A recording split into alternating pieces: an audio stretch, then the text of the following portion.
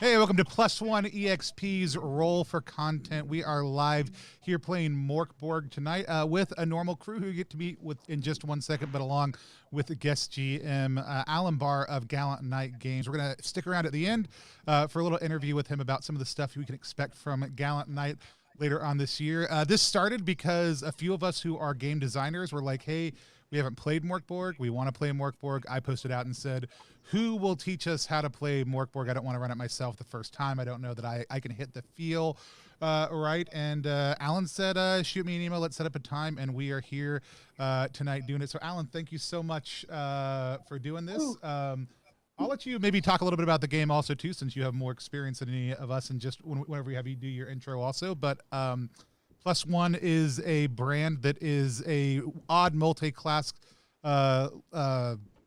company that took levels in beard and skincare alchemy, tabletop game design, and the Bardic College of Content Creation. Our overwhelming passion is to help indie RPGs get better featured and more attention. So we have different designers on, typically to play their games or sometimes to play other games. We have people who are game designers, improv, comedy folks, podcasters, all kinds of other people who are just into different weird, nerdy stuff. Come on from time to time if you are out there somebody who would ever want to feature your game, or if you ever want to come on as a featured player sometime, please let us know. We're always looking for more people who just aren't white dudes with beards, regardless of whatever tonight's stream might look like. Missed the mark this time, huh? And so we also are doing a giveaway tonight of Mork Borg. It's our first time running a giveaway on stream. You do have to be watching on Twitter to be able to access, not Twitter, Twitch to be able to access that. And you're going to type Mork Me, ! Mork Me into the chat to get entered. We're going to run it the entire time. If you can't stick around the whole time, don't worry about it. But right before we go into our interview section with Alan, we will pick a winner on that, or at least I'm going to try to. We'll see how it works. But it looks like everything's working in the chat. Mork Me does seem a little bit dirty, but it's also Mork Borg. So with that, let's meet everybody, starting with right below me. Let's hear from Gary. Gary, who are you? Where can people find you on the internet, and what do you do? I'm Casualty CG, but you can call me Gary. I'm an improv comedian in the nerdy and viled video game critic at nerdropolis.com. You can follow me on Twitter at CasualtyCDG, and also fresh out the box. That's our YouTube. That's where we put up all of our tabletop content. We're doing stuff twice a week right now. Right now we're playing Warhammer Fantasy Roleplay, but we're looking at playing Savage Worlds in the future. Nice. We're going to keep on going across the bottom. Parrish, tell people who you are, what you do, and where they can find you online.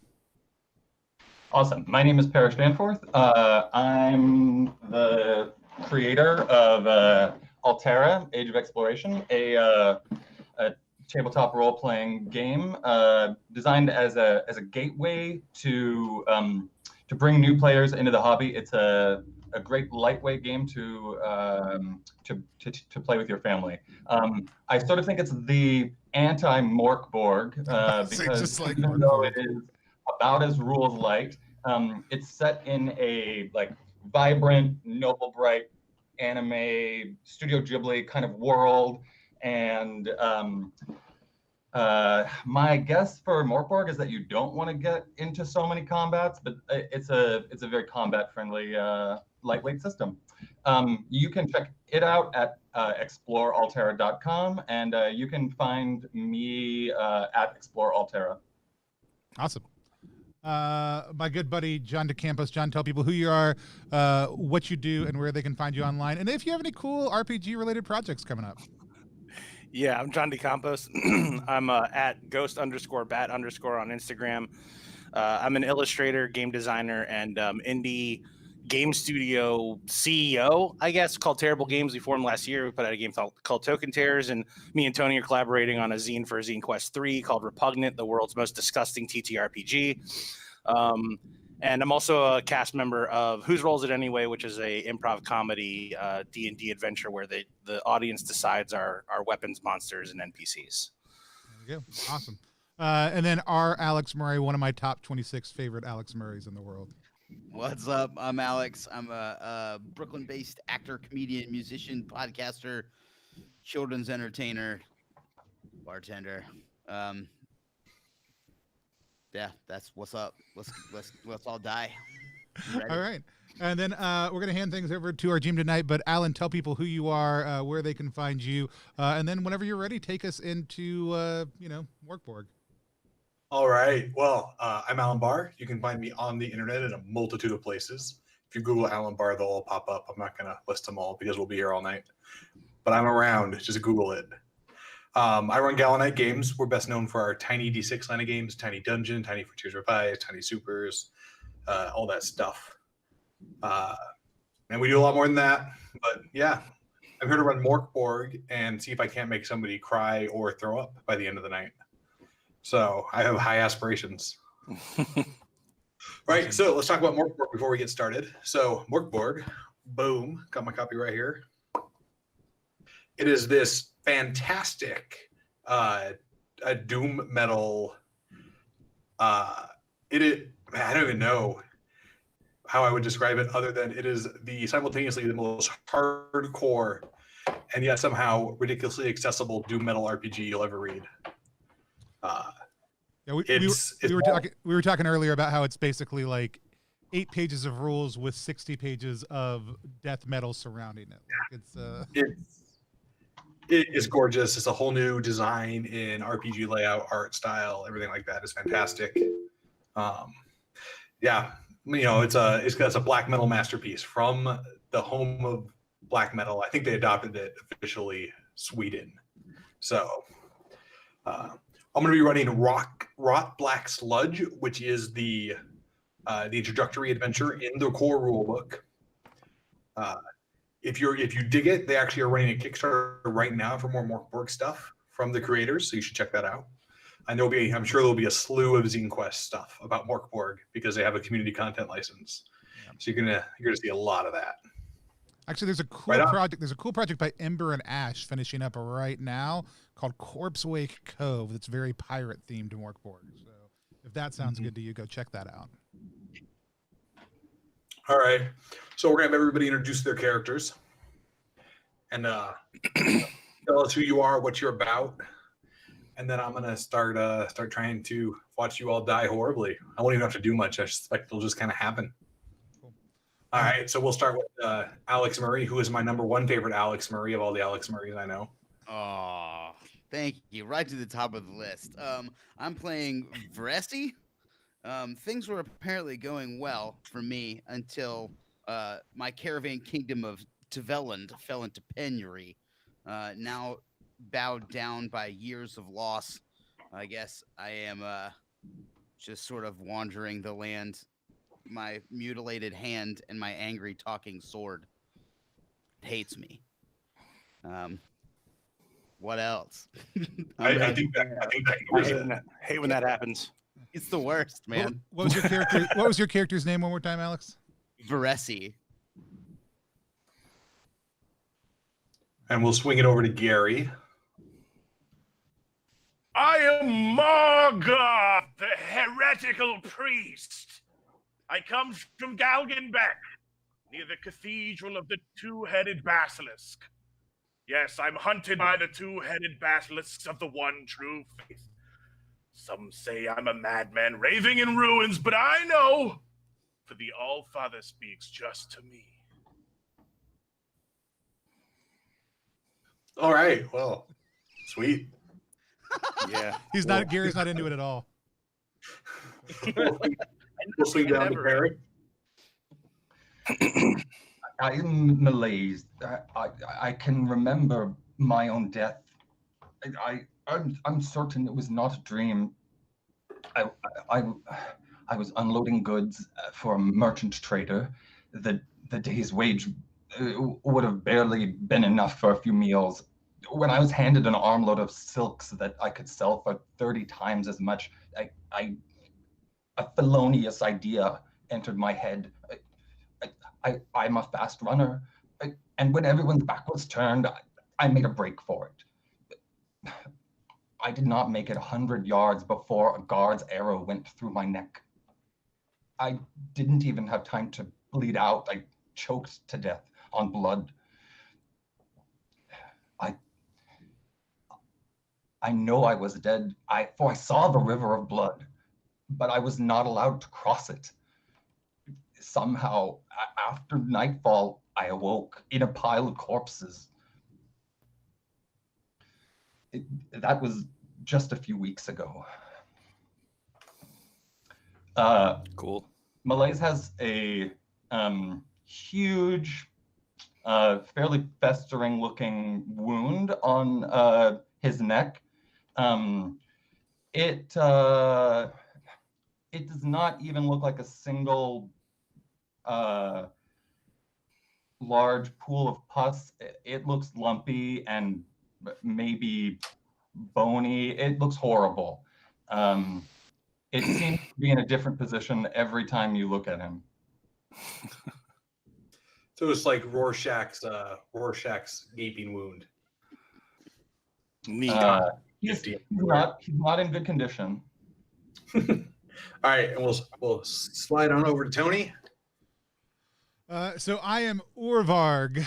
So Urvarg was born under a ill star, and whether it was poverty, crime, bad parenting, or all of the above, none of those things helped the situation of my upbringing. An honest day work was never an option in my community. As a matter of fact, at the very beginning of my life, I was dumped, still covered in my birth call into a moving shit cart. I have a cruel and cowardly look about me. I also limp around due to the fact that I've lost 3 toes, and I stutter when I'm lying. Right on. And we're going to hit John up last. I am Lygan. I come from the burnt black wreckage of Sarkosh. I travel with my ancient gorehound Aggie. I have a mouth, a gaping maw of teeth that cut and rend flesh in battle. I'm also very stupid, and one of my eyes has been slashed out. I cover it with a patch. I also like to pick my nose and eat boogers, and my nose bleeds a lot.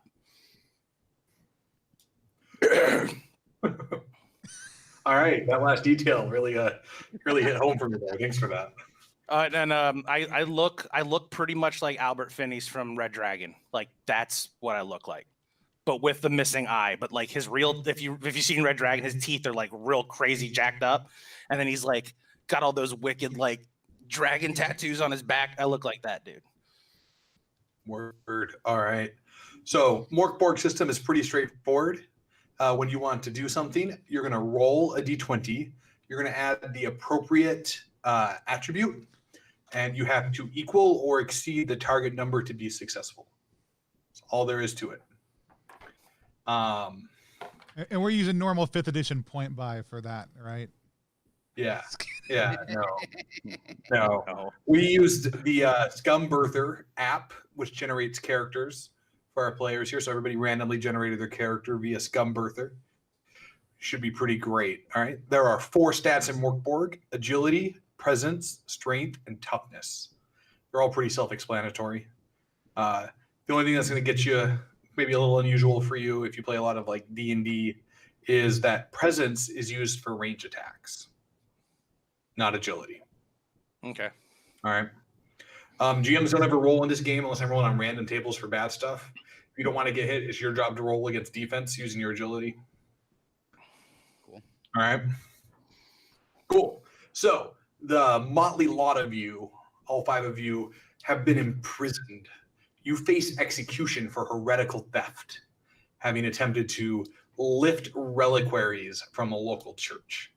Captured by the local king, you have been thrown in his dungeon below his castle. But redemption is at hand in the form of the masked seer.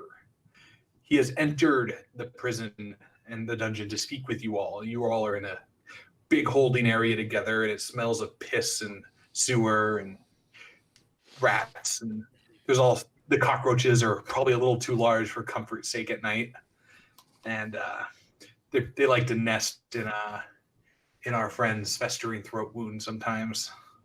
I compulsively eat them. Let's say it's all we have for food.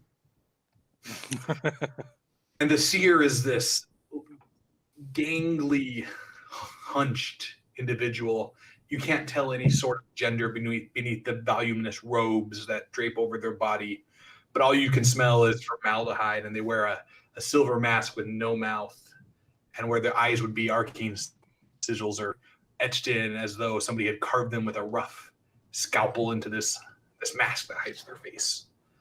And they glide across the ground towards you, standing outside your barred cells. Behold, redemption is at hand for the true believers.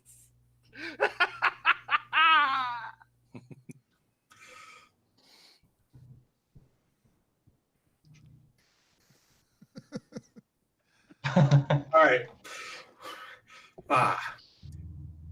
Greetings. I am here to offer you a chance to obtain your freedom.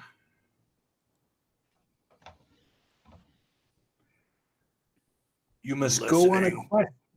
You must go for the Shadow King to recover his son from the accursed den. Oh, the accursed den. I'm familiar with the place. I'll go. Anything that gets me out of here. The den of what?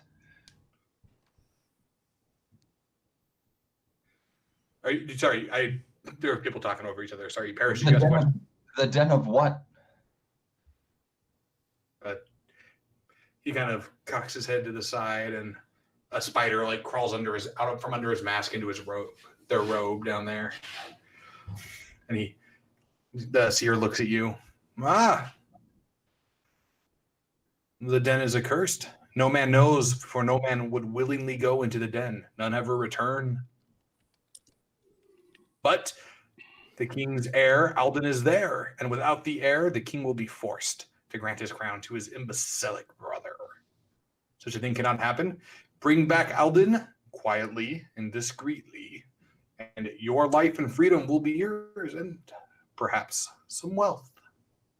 I'll do it. Beats sitting here and dying. It sounds like an utter lie, but what choice do we have? I was made for this.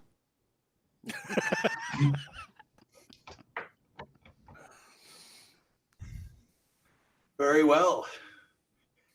I will aid you by providing you the chance to have me scry, if you wish. Though beware, my visions are special.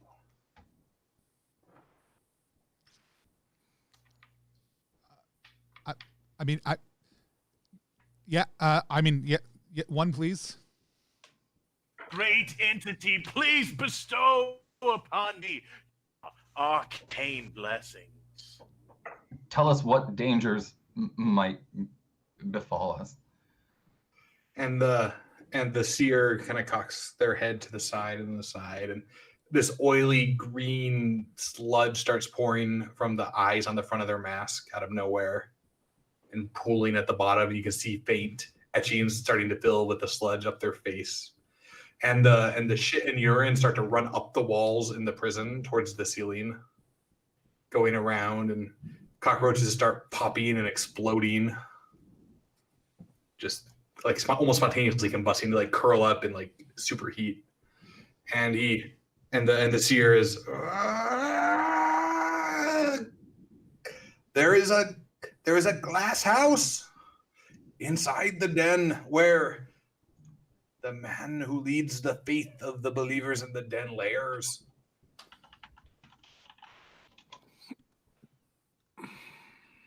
And there is cannibals in the den, a cult of them. They worship this man in the glass house.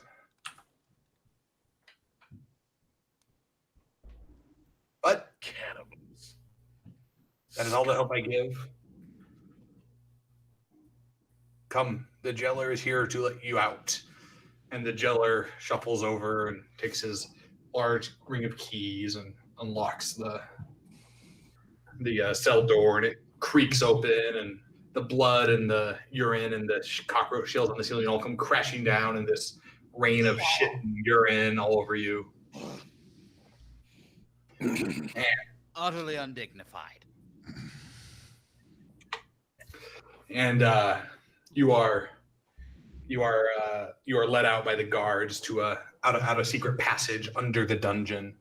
Your footsteps echoing on the flagstones, and you are led outside the city walls to a small pile of your gear, which will be whatever you have on your character sheet.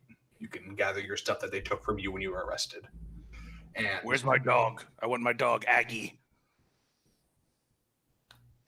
one of the guards is like holding a bandaged hand and arm and kind of shoves a dog at you, glaring. Yeah, I From, just from my nod pile. head.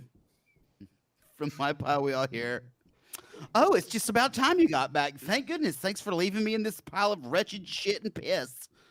And you smell great and excellent. Oh, I'm so glad we're reunited at last. Strap me onto your belt, you big stud."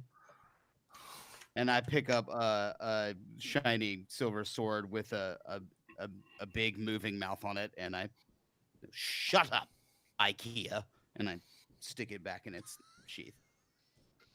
Ah, a traditional Swedish name for your sword. That's what my family's always called him, and I hate him.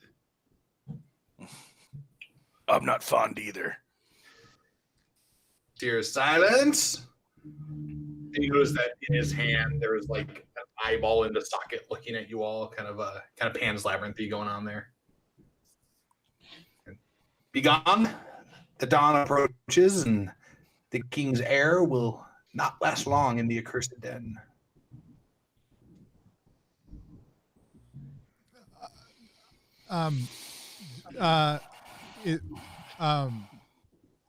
Do you know where the den is? Yeah, but like which way though? Sorry, it's hard for me to be silent and ask directions from you at the same time. Plus, I'm covered in shit. Margot, do you know where the you said you've been there before? Perhaps I had been to another accursed cavern. Sure. A cursed cavern row it's a very busy district. Tripping on cursed holes left and right in this wretched land. It seems like everywhere I turn is accursed.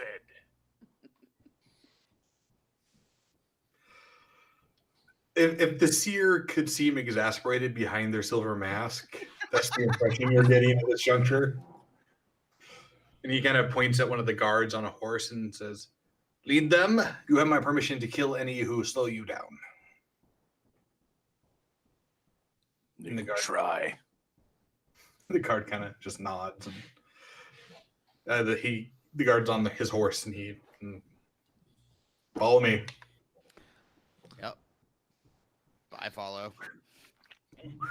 Urvog's like grabbed onto the back of the binding so that his limp doesn't slow him down too much. And he gets slaughtered. And you start traveling, and it's a few hours from the city where you were imprisoned, through fen and swampy terrain. You have to kind of most of the time it's marshy or water, mud and gunk and things like that. But eventually you find yourself closing in on a entrance to an underground den. The guard kind of stops and gestures with his sword at the den and says, "There is your entrance. We will wait here for your return with the heir." Thank you for leading us here, Your Majesty.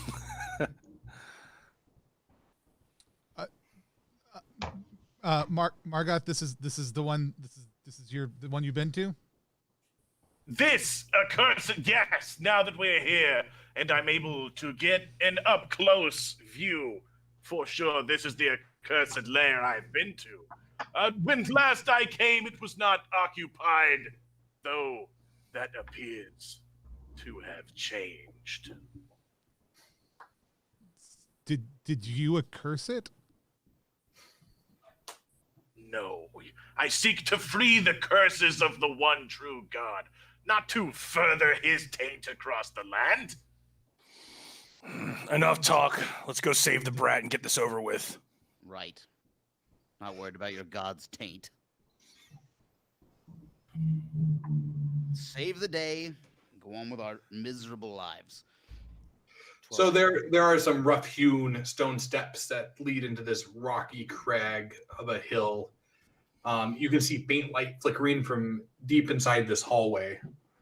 And as you travel down this flight of stairs, it opens into a room. The walls are roughly carved stone. It's like somebody has chiseled this cavern out. It's not naturally formed. And there is a stream of water that crosses the room. There are like two little holes in the wall where water has ran through, and you'll have to hop the stream across. And throughout this whole room, you can see these black and violet butterflies flitting around, and mostly congregating around a lit oil lantern that's kind of hanging and swaying in the ceiling. I compulsively eat one. Okay. It tastes delicious. You want another.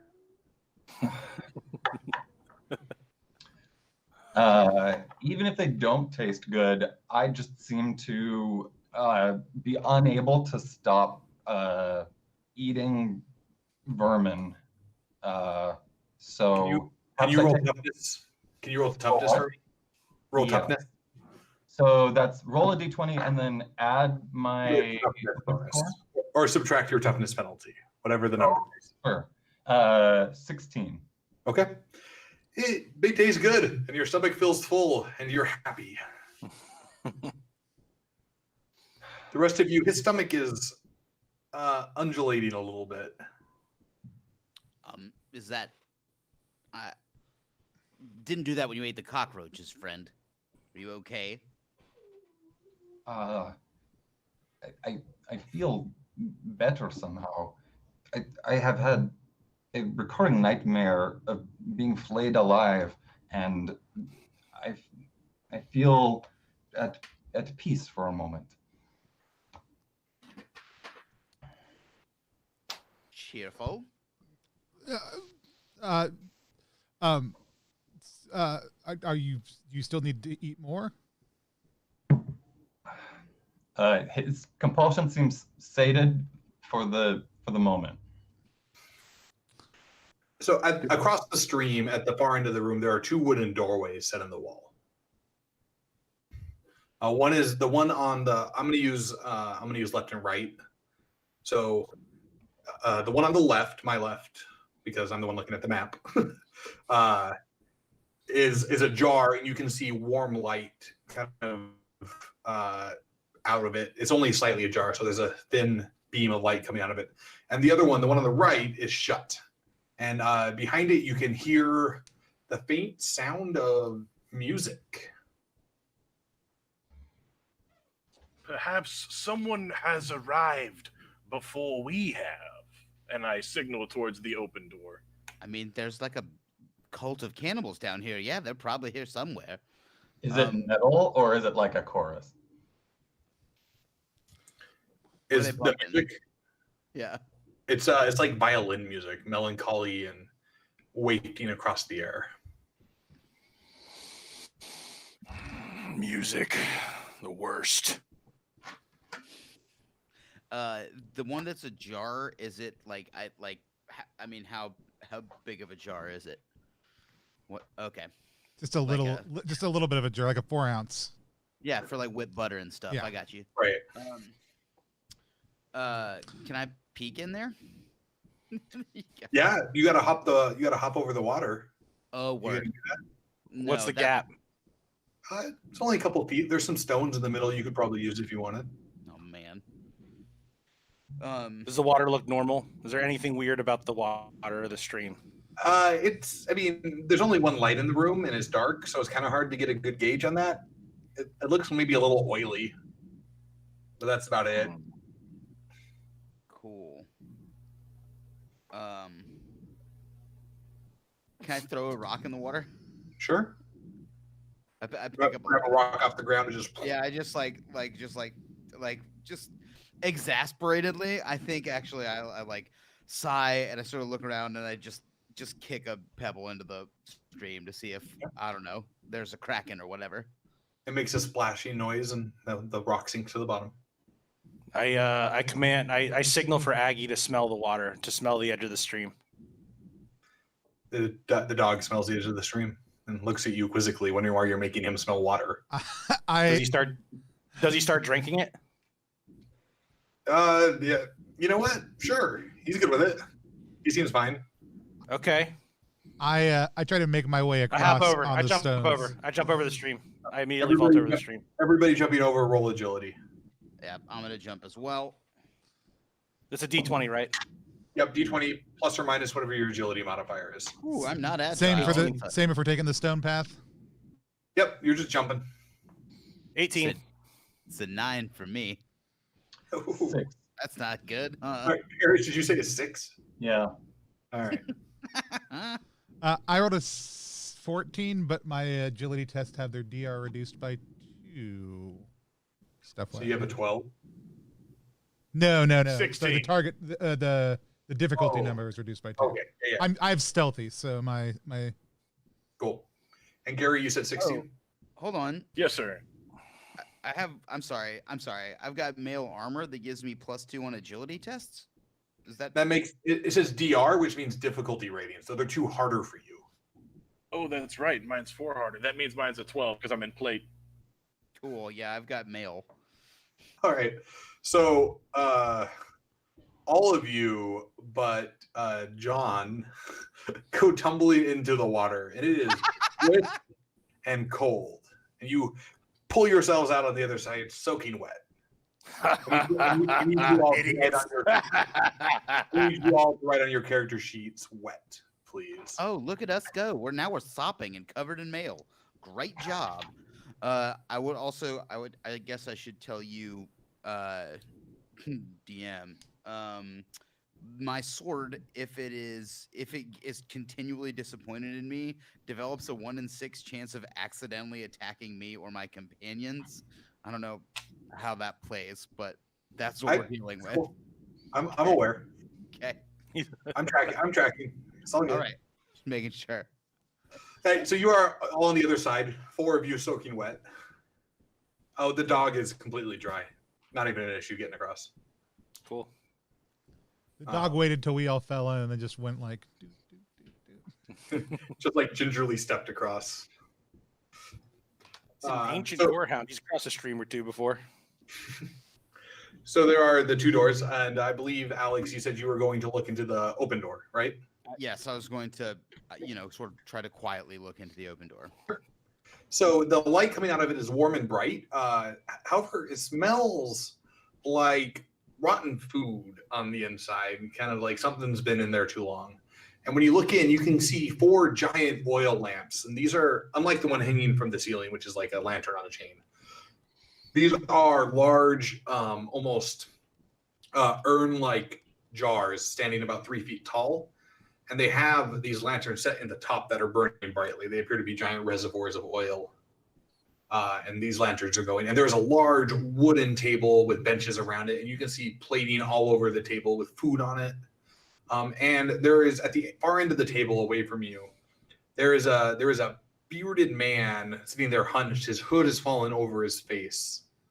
And you can see a big bushy beard hanging out there, and scraggly beard has like bones woven into it and metal beads and rings all over it. And inside the room on the far, we're going to switch from left and right to north.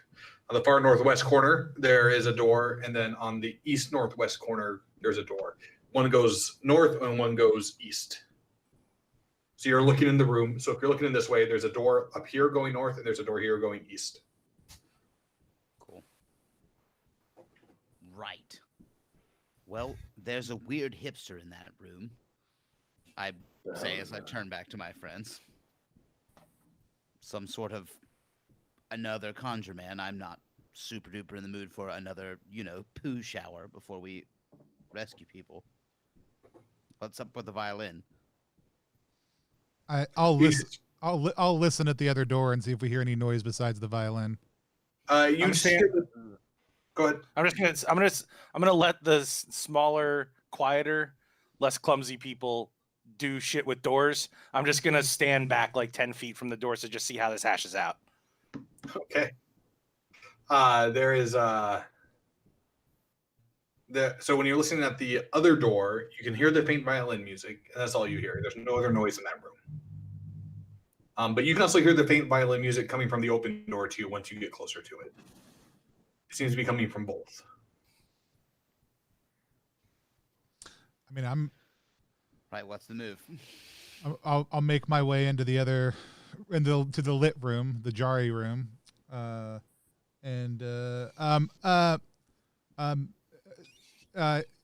hello. We were sent here to are you the heir to the throne of the land where we are? When you get a little closer going into the room and looking at the man, you can see his skin is ash gray, and his cloak has a thick layer of dust on it. Ooh. Are you all right? You would know that the king's heir is a young man. Do you? There's some food here. You don't look. I mean, I'm sure you're very handsome. You don't look great. Can I help you? Look at this dried up old bastard. Hello, and I walk up and like get like I don't touch him, but like right next to him and look. This is a dead person. Yes. He's just sitting there. Okay. There's a guy. He's not dead. He's not dead. You can see his chest moving. Okay. He's moving and breathing. Right. If you don't, I mean, if you're not going to eat this food, like if you don't want it, I can eat it for you and tell you how it tastes. Maybe. Be wary when you feast at a cannibal's table, for you can become a ghoul cursed to your blood. Meat is meat. Does the food look in good condition? Yeah. But everything in the room smells like rotted food. I put a plate on the ground for the dog. Oh no. The dog just looks at you.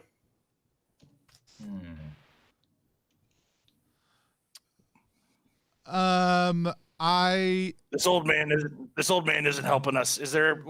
What's beyond this old guy who's not talking? Yeah, So- we could just roll. There's There's the door. Yeah, we just keep the door walking. goes to the north and the door that goes to the east.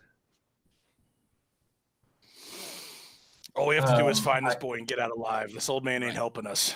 And Is either other door open? The door to the north is closed, and the door to the east is cracked open. is the door to the I- east? Would that also be to the direction that the closed door violin music room was? Maybe. I'll peek through that room. I'm more agile than most. Okay.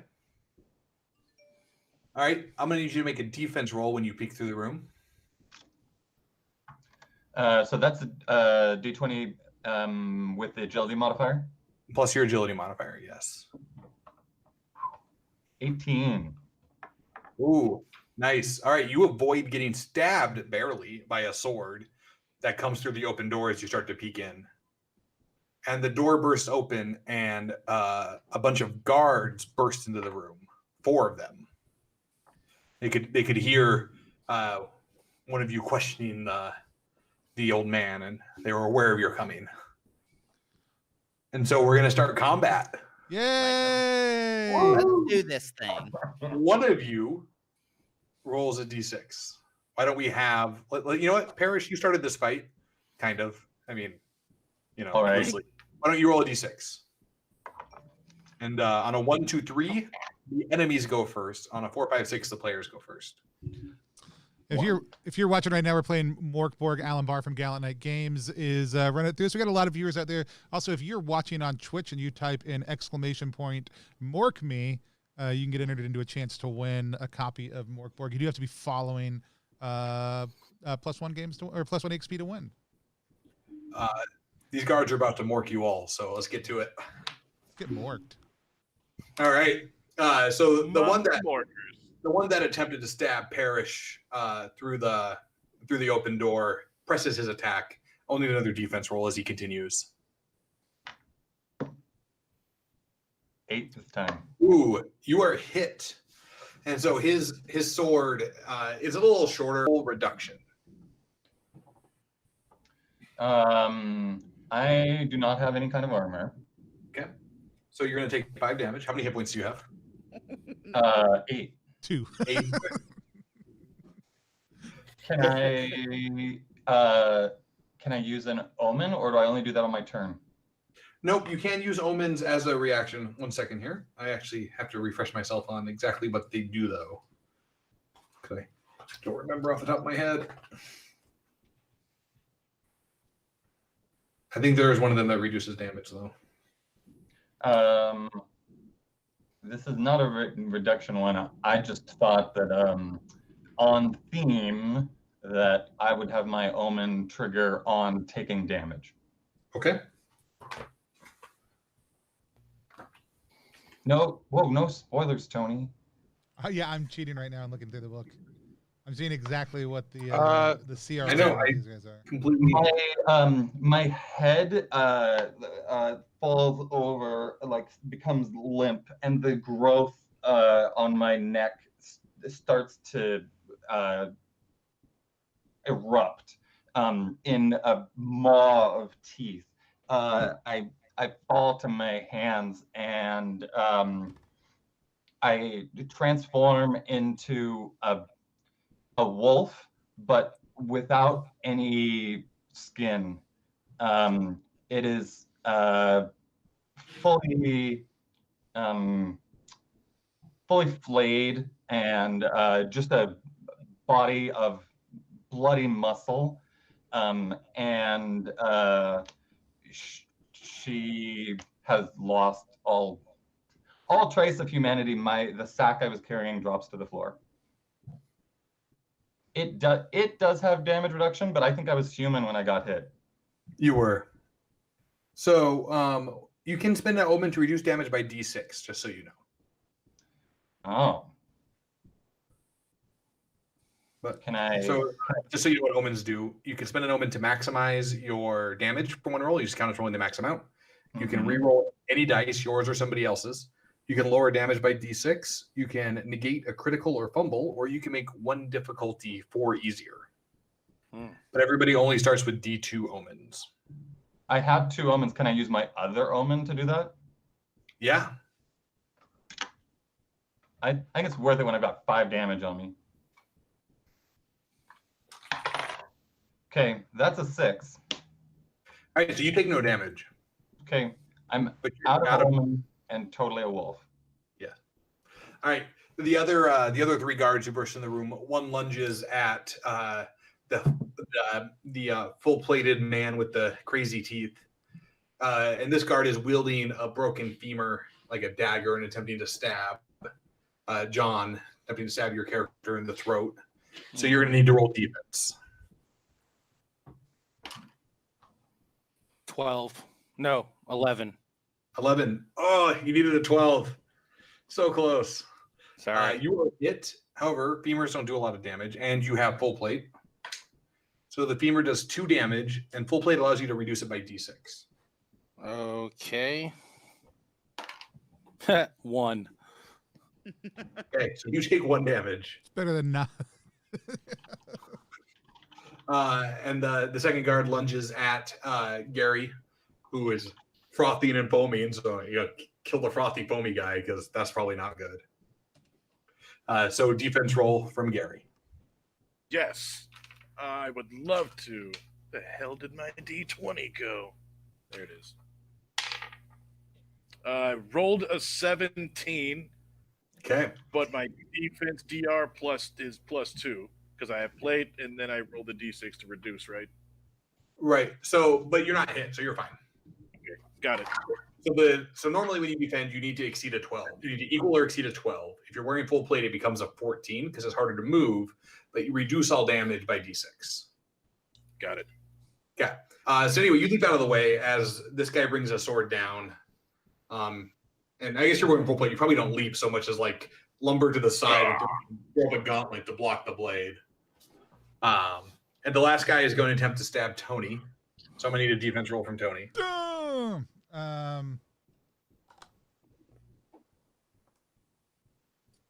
going to be an 18. 18, you also get out of the way. Are you wearing armor? I am wearing armor. I've got padded cloth armor and a shield. All right.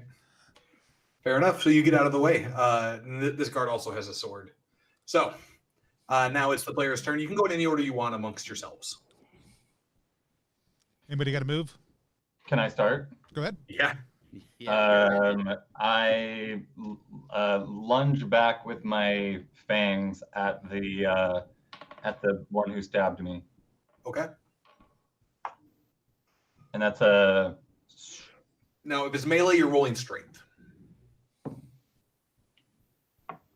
3. Ooh, you didn't roll a 1, did you?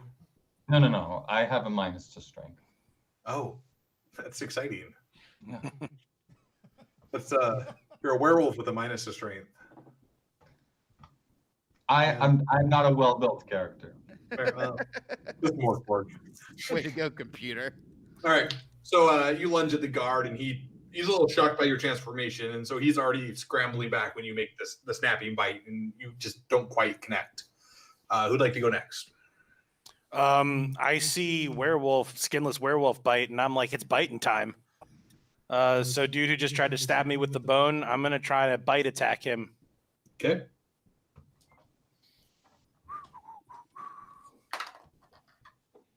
Damn, 8 doesn't hit. So he you lunge forward, and he like brandishes his sword, and you're forced to avoid getting smacked in the face. Mm-hmm. Wait, I thought he had a bone. He has a sword too. Oh, this is the femur guy. Sorry, no, you were fighting femur man. So he his little bone stick and Okay. Um, Can I signal for the dog to attack? Yeah, I believe your dog can attack, so go for it. Yeah, I do a gesture with my hand and go like, and try to have the dog also attack the same dude who I'm trying to bite. More biting. Go ahead and roll for your dog. all the biting. More biting. Yeah. Exact same result. I hate it. All right. I'm gonna use my 9 violet signs, unknot the storm, unclean scroll, which I have. I rolled my D4, so I've got 5 uses of this thing total.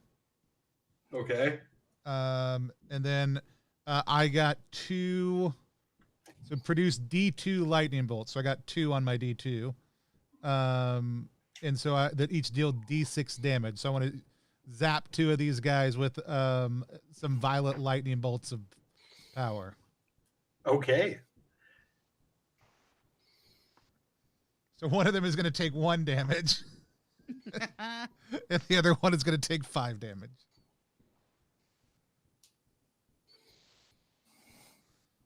Okay. They actually don't. So the one who takes 1 damage is a little surprised. You know, that's more akin to like you got a good zap. Right. One who takes 5 screams. You could smell burning hair and meat. Do you have any preference on the ones you wanted to hit? The one who just tried to stab at me, who is trying to attack me, I would love to kill him or hurt him worse. None. All right. So we'll say that's the one you shot with the 5. And who did you shoot the 2 with? Let's say the one who attacked Gary. No, I like how you said that. I'm very confused because you just turned into a werewolf and we were in a cage together, and now I'm very, very afraid. All right. I believe Alex, you're the only one left, right? Yeah. What's the Jerry other man doing? The old man just sitting there. What's he up to? Just in it. He didn't care. God, that makes me mad. I don't know if it's me or if it's a character or what, but I'm so angry at this old man. Ah, You want to stab do him? something. I really, really am gonna stab the old man. Okay, you stab the old man. You I run just your go, sword like, through his stomach and I out just, the back. like, of the chair. I just pull out my sword. I'm like, I hear you thirsty. Yes, God, stab this old guy. He's just sitting here. And I stab him. Yep, all the way through, like hilt through the sternum. Inches of blade out the back of the chair. And you pull it out, and he like coughs for a minute, and then kind of just keeps sitting there. Oh, that is truly annoying. All right, I'm gonna go help kill Thaddeus Q. Bonerman, attorney at Suck. I'll be right back. And I turn to the fray. Gary, I don't believe you've gone. Yes, I'm gonna grab the guy who I'm tangled up with and see if I can disarm him. If I could just throw the weapon aside and keep him grappled up. Okay. Yeah, roll strength. Rolled an 18 plus 1, 19. Oh, that'll hit. All right, so you're gonna deal no damage, but you do manage to strip the sword out of his hand and toss it to the side. Perfect. All right, bad guys are gonna go. So the one Tony, the one that you shot with a lightning bolt, is really unhappy about that turn of events. He's going to make a morale test to see if he decides to make a break for it. He, in fact, is going to stay and try to stab you, so you're going to need to roll defense. All right. Oh, that's a 20. All right. Yeah. It's a critical. Advantage. You get a free attack. I get a free attack? Yeah. I try to stab him in the throat with my own broken femur, not my personal one, but this one that I have with me. All right. That is not as good. That is a 10. That will miss. All right. And the one, John, the one that you were trying to bite, is going to try to stab you. I need you to roll defense for me. Mm-hmm. 12.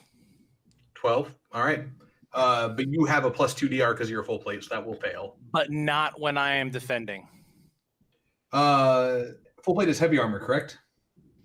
I actually don't see anything about full plate on my character sheet. Oh. The equipment listed says water skin, crossbow, sack, bear trap, meat cleaver, 109 silver. I think Oh, Gary you're not had wearing a full full plate. plate. Yeah. No, I'm not. No. Oh, I got confused. My apologies. You're fine. You're good to go. Okay. You're not out of the way of this sword. God, it's like this GM's trying to kill us. Sorry. He Running sees five a dungeon crawl, you here, mind don't even tell us apart. No, it's cool. Yeah, but on agility test, I do have a DR +2, excluding a defense roll. Oh, perfect. Okay, that's right. Gary, the one you disarmed, tries to headbutt you. Roll defense. Rolled a 16, so it's a 14. Okay, 14 is what you need because you're in full plate. Yes. So he tries to headbutt you, and you just headbutt him back, and you both kind of just sixes more there. I'm assuming your defense is really just offense. Mm-hmm. All right. And That's the Garrett- best more offense.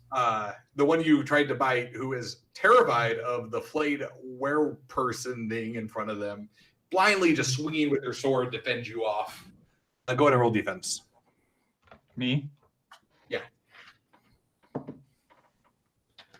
Good. That's a 18 modified +2 to 20. You easily move around the wild swings with the blade. They're clearly just trying to keep you as far away as possible, and it's not working. All right, it's going to be player turn. Wow, nobody got hit. That was actually. Yeah. Can I go? I bite Yeah. for the groin. Bite for the groin. Okay. Classic move. We're taking bets in the chat. How many of you guys had bite to the groin? Go ahead and claim it now. You rolled a 20? 20? Yes. All right, you do double damage. So roll your damage. Nut bite. Again? Roll double damage. It's a D6. Crotch chomp times 2. 8 damage. Dead. You killed it. You killed this guard by biting his off. Ripped out. I'm not sure what our rating level on this show is, so Tony did a cut. We'll leave it at that. The fun rule is that we always say it's PG-13, so we get 1 F-bomb. So just make sure you use it at the right spot. But you know, I almost feel like the right spot. I kind of regret having to ask. All right, so the guard falls to the ground, grabbing this fountain of blood spraying out of their groinular region.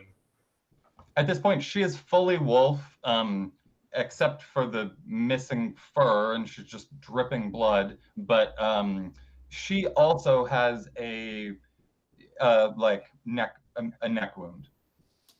and the blood from the groin is shooting down the throat, coming out the. Just spraying everywhere. And the werewolf spits something on the ground that you probably all don't want to look at too closely. Good girl.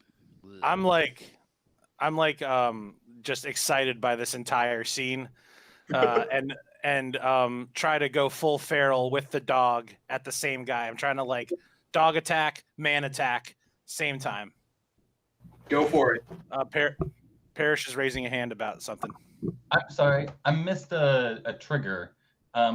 It says on crit, all enemies test morale. Oh, all right, hang on. Nice. We're fans. Don't worry. You didn't. They all break the run. They're immediately. You get to see terror. Like they all run away. Nobody wants to die to it. Yeah, nobody wants to go down like that. It's just like that scene in Casino Royale, all up in here again. So they're gonna break and run away. You all get your actions, so you can try to cut them down as they flee. Oh yeah, I definitely do that. Go ahead and roll. Nope. I roll a Roll for your dog. Yeah, I'll roll for the dog. Nope. Okay. I The got dog is like werewolf. Like what? Yeah. I'm like, do you see? This is how you learn. This is what you should be doing. I got a 13 with my bone femur. That'll hit unless you have any penalties. Nope. Okay. That's 3 damage to the back of one of these guys. Let's say That is not drop the one you did the 5 with the lightning bolt to, who was in front of you. So he turns to run, and you just like brain him in the back of the head with the femur, and he just goes down. Gary. I tried to hold him, but I rolled a 3 and Shrambley runs away. Yeah. Alex, you're the last one. There's only one guard who's making a break for it. Yeah. I'll swing at him with IKEA. That's it's a. I don't get pluses or nothing, right? It's a 10. Yep. Oh, I get plus anything? Strength? yeah. What's your strength bonus? Plus 1. So So 11. you get 11. You know, you needed a 12. So close. You can spend an omen to re-roll. Yeah, sure. I'll do that. I'll spend an omen. All right. Hey. I swear. I rolled a 10. All right. Again. So You Nothing. could have Alright. theoretically also spent an omen to just reduce the difficulty by 4, making it a hit. that probably would have been smarter. Do you want to have done that? I forgot about that. Oh, well then, yes, I would like to do that. If I can automatically have a success instead of sit here like a dickhead waving my angry southern effeminate sword around in the air like a dick. Go ahead and roll Damage now? Yeah. Better stop playing. with your sword. It's D6 plus 1, if I recall. D6 plus 1, that is correct. And that's going to be 6 points of damage. That drops him. Yeah. Guard goes down. Turns Head to right run. off. Slash across the back. Oh, yes, that's the good stuff. Give it to me. Break it down. All right. So there are 4 dead guards, and there are 3 swords on the ground if somebody needs a sword. I would I love need to. a sword. I would love to have a sword instead of this femur. The dog can smell treasure, so I'm gonna have the dog sniff the corpses. Okay. Why don't you roll me a D66? Okay. Hey, you know how to roll a D66. 64. Sixes. Perfect. Yeah, it's just 2 6s. One's the 10th digit. 64. You get 64 silver pieces. Yeah. One of the guards has a pouch, apparently quite a large pouch, full of silver. Cool. I take it. Maybe the old man likes gold. Give him the silver. I see nothing on the sheet about when I transform back. I don't have your character sheet in front of me, unfortunately. Do you? Hang on. Okay. Oh, because you used expanded like universe stuff also too, didn't you? Well, it's community content, and so Right. it's curated by the creators of Mork Borg, but it Sure. is not written by. It's not published in the original book. Right. But I'm not going to be able to flip through my book to find your character class and tell you. Hang on here. Well, but I can Mork read canon. it. It just says shifting your bones as such does nothing to soothe your wounds. Armor and weapons are likely unusable in your new form. And Here's the dog now. I- That's awesome. It says it takes a single round, so it takes a round to undo it as well. but is it like voluntary? I'm going to assume so, because you can voluntarily shift your form too. Makes sense. The way I'm reading that is you can choose to voluntarily shift your form, I mean, but it also can happen if you get hit. here's the question. Is there a reason to be human again? Yeah, for real. The dog just I- scared a bunch of dudes out of here. That was great. I don't think she immediately. If there's no reason to force me, I think she probably is currently in control and will maybe see when I transform back. So my sack of items drops to the ground. I'll pick it up and put it in my backpack. You're good. I got you. All right. Anybody else going to check anything else in the room? Yeah, I mean, I'm gonna look around. I'm gonna also like this guy sitting in the corner. I mean, he didn't react. I when- want to push the man over. All right, you shove him out of the chair. Yeah. He hits the ground with a thud. Some blood sprays across where his head hits the flagstones. And he kind of gets back up and sits back in the chair. Oh my God. Weebles wobble.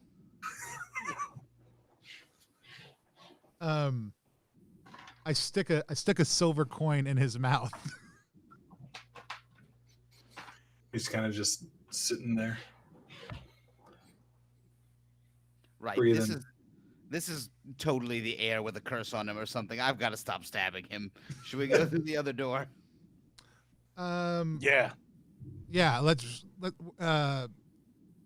Did the guys go back out the same door that they had come in through? They were trying to run out that door, yeah. Did any of them make it out that door? No, they're all dead. No, we killed him. Oh, we killed them all. Okay, great. Oh. Yeah. Yeah. I want to collect one ear from each of the guards. Okay. Oh, trophies. And I'll I'm gonna- collect a tooth from each one as well. Yeah, I'm gonna grab a tuft of hair. I'm gonna rip it out of the scalp of one of these guards and quickly wind it into a string and string the ears onto this rope of hair and hang it around my neck. All right. Oh, who thought you and I would bond over war trophies? I'm knocking out teeth from every guard, and I'm putting my teeth on a necklace too.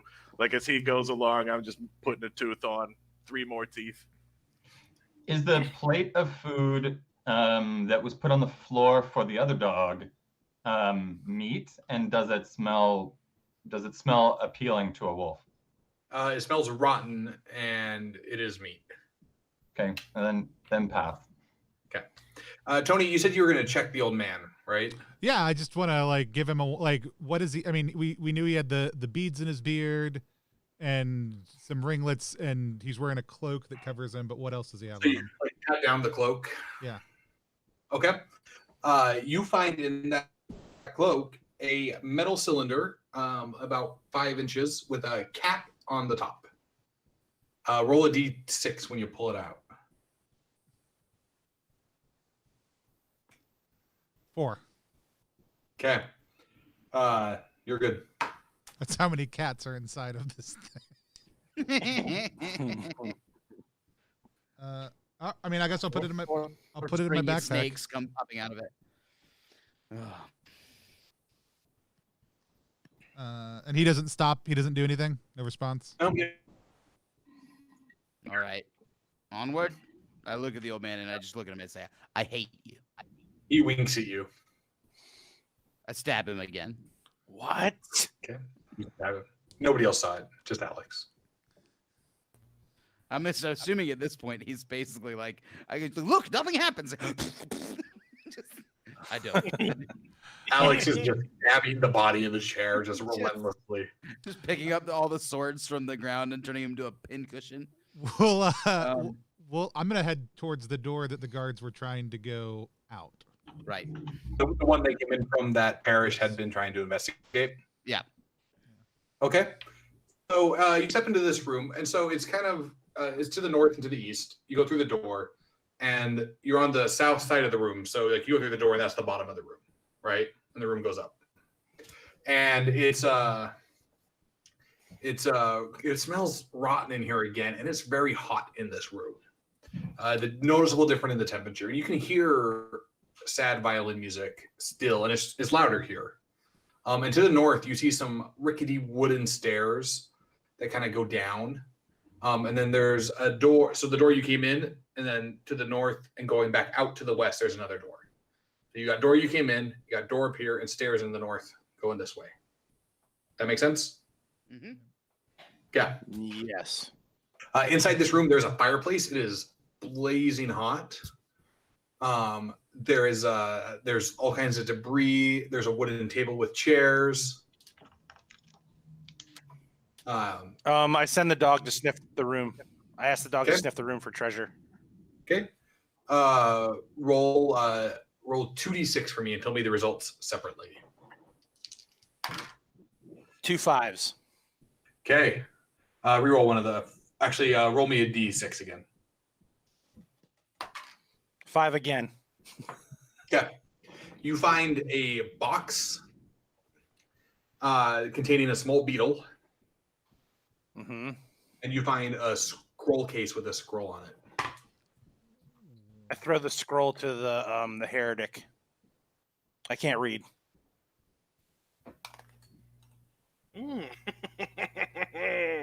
Well, let's take a look inside, shall we? All right. Hang on, I gotta see what scroll it is real fast. Yeah, no, hey, you do you.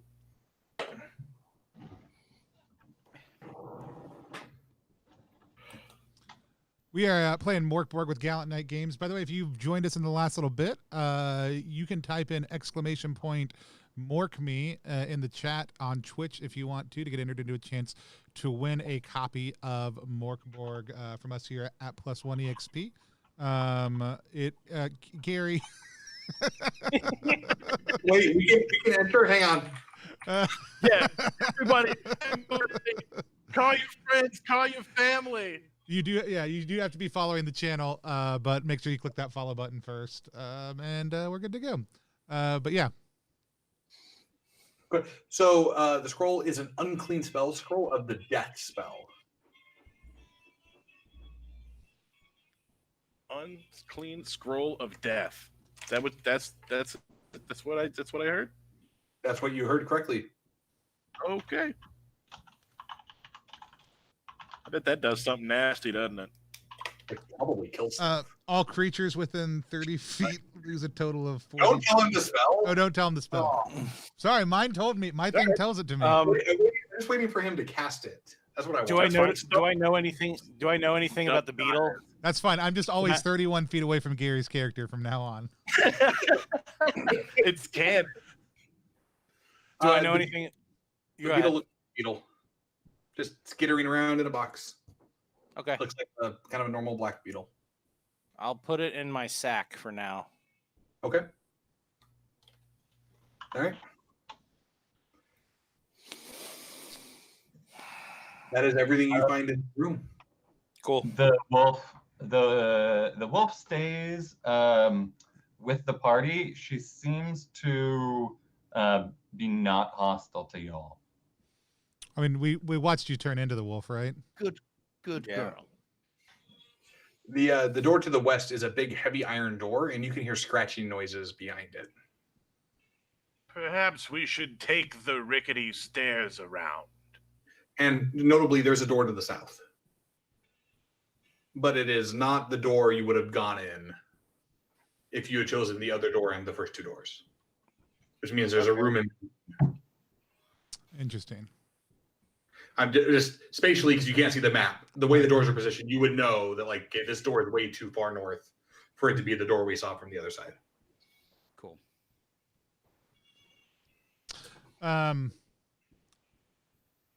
that's not the door where the scratching is coming from? Nope, it's the heavy iron door that goes back west. Okay. I will open the door to the south that is not the door that we would have come through had we come through the other door. Yep. There's a rush of cool air, and it smells faintly smoky. And you can see two dim torches on the wall, almost down to embers, faintly glowing. And there are two beds and three skeletons in the beds. One bed has one bed has two. There's a massive bookshelf on the wall. You can see all kinds of literature, books just flopped everywhere on it, scrolls, some tablets, it looks like. There's a bedside table. You can see dead flowers just drooped in a clay vase. And then there's a south door that would be the door that looks like it goes back to the stream. Interesting. Can I inspect the like sort of library at all? Yeah, roll a d4. D4. Roll a d4. Yeah. A 4. One of the books, you're looking at it and you can't quite make out the language, but you feel really compelled to say what it says. Oh, good. It says, "You dead rise." Oh boy. I look at it. I pick it up. I'm like, you dead rise. And there is a crashing sound, and I close the door. A demon, a crystal demon, appears in the room. You fool. A crystal demon? You're a fool.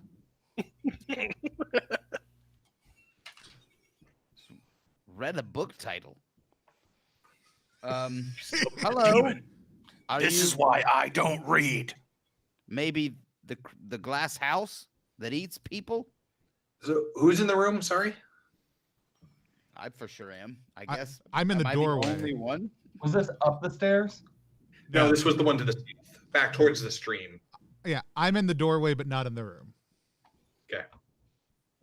I guess I'm in the room.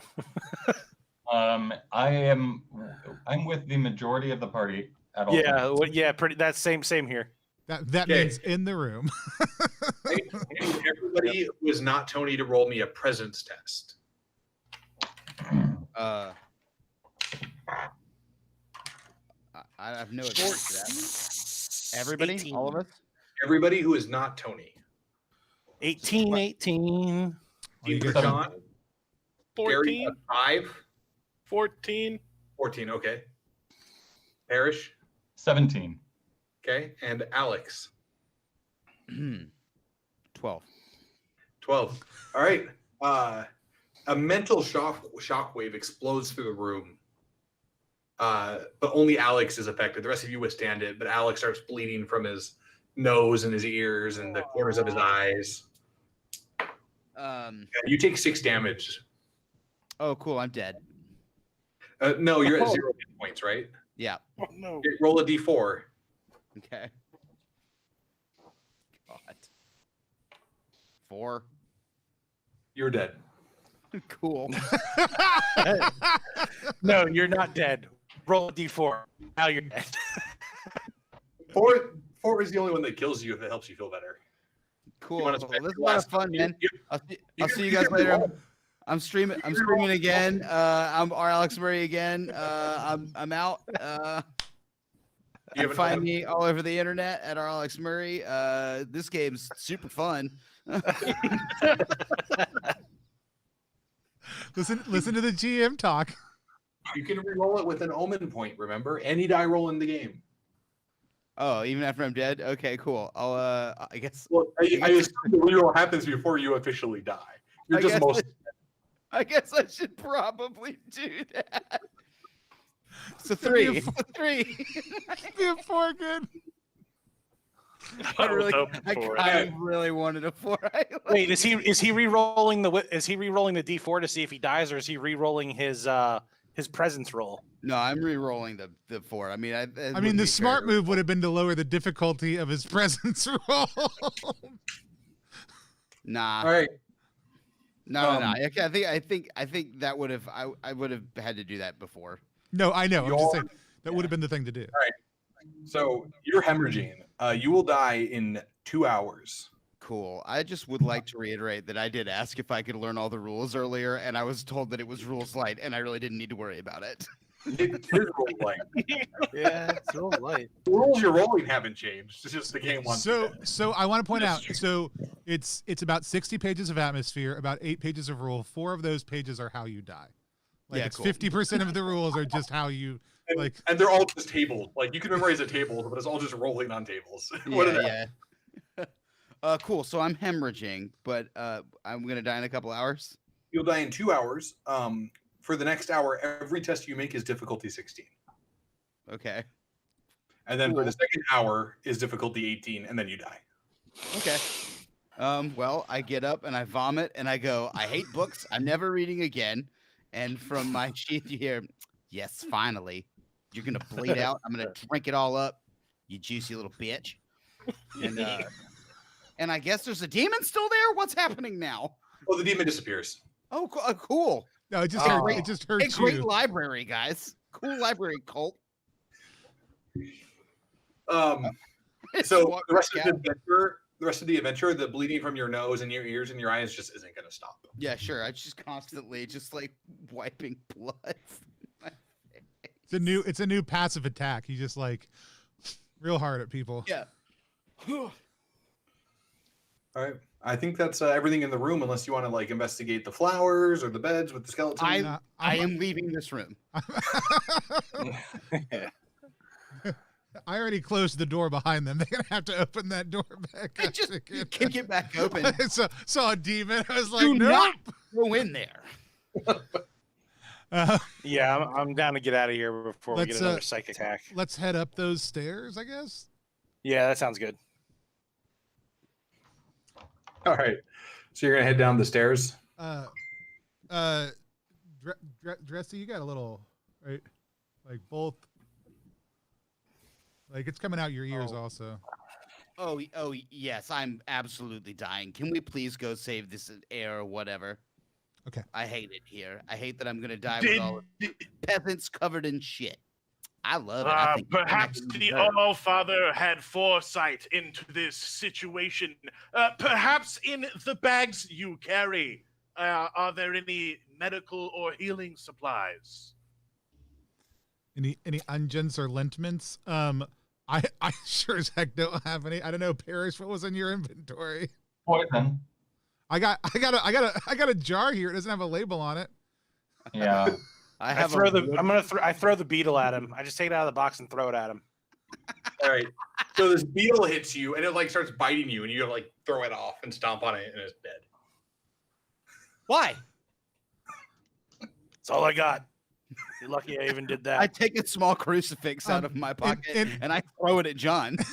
and Just in throwing some, things at people now. in some cultures, beetles are they like you can smash them and they help with stuff. Yeah, that's sort of my thinking. But let's go upstairs. maybe you'd like a snack. You know. Thank you, I guess. You go down the rickety wooden stairs. Pick up my crucifix. I need everybody to roll agility, going down the rickety wooden stairs. And if you're wet, just remind me. I'm always wet. I'm the We go I'm the stand. only We one go who's stand. not. We go stand by the fire first. Too late now. Yeah. Oh boy. So I get a +2 DR on that, and my result is 11. Yeah. Alex, what happened? I don't know. I'm wet. I'm bleeding. I got a 15, You got to hit a 16 on anything. So. and it's and I get a -1 to agility. So All right. Plus I have to hit a 16, right? But I've got my male armor on, so I have to hit an 18. Yeah. All right. So Alex goes stumbling down the stairs. The rest of you are fine. I also hate it. I rolled a 0 altogether. Oh, you're Woof. fine. once we saw that one bad step that Alex hit, it didn't matter after that. It was there. So this room is Bleeding. Watch that dimly first lit. step. There's no actual lights in the room. It's just kind of dimly lit through lights that are flickering through a. There's an open archway to the west. That's where most of the light is flickering through. There is an iron door to the front or to the north, but there's no handle in it, and there's a pair of bloody footprints that lead up to it and just vanish. And from the ceiling hang these hooked chains that are dripping like partially dried ichor. Doesn't look I'm good at partially all. what? Partially dried ichor, like blood and guts and stuff. This looks homey. So it's just these hooks up above us. That's all that's in the room. Are there any doors or anything? There's just Yeah, the the big gateway, iron door. the archway to the west, and the iron door with no handle to the north. I'll go up and listen to the iron door with no handle. It whispers sweet nothings to you. Oh baby. No, there's no noise. God. It opens into the room, so you have no way to open it without a handle. Let's try the other door. You gonna go through the gateway, the archway? If we can't open the steel door, Is there a weird film over it or anything? There's no No. like shimmering. Just an archway. There's not like a demon in it. Well, I mean, you don't know that. probably. You want to read the archway? Yeah, that's probably a good move. Is there something to read on it? Let me read No. that. Oh, You know, I thought you All right. weren't reading things anymore. Stop looking for things. Yeah. There. So- Even behind you. You step I into just this room. vomit on the ground. You step into this room, and the north wall has collapsed, and there's like this black, mushy, gunky, like almost lake of stuff.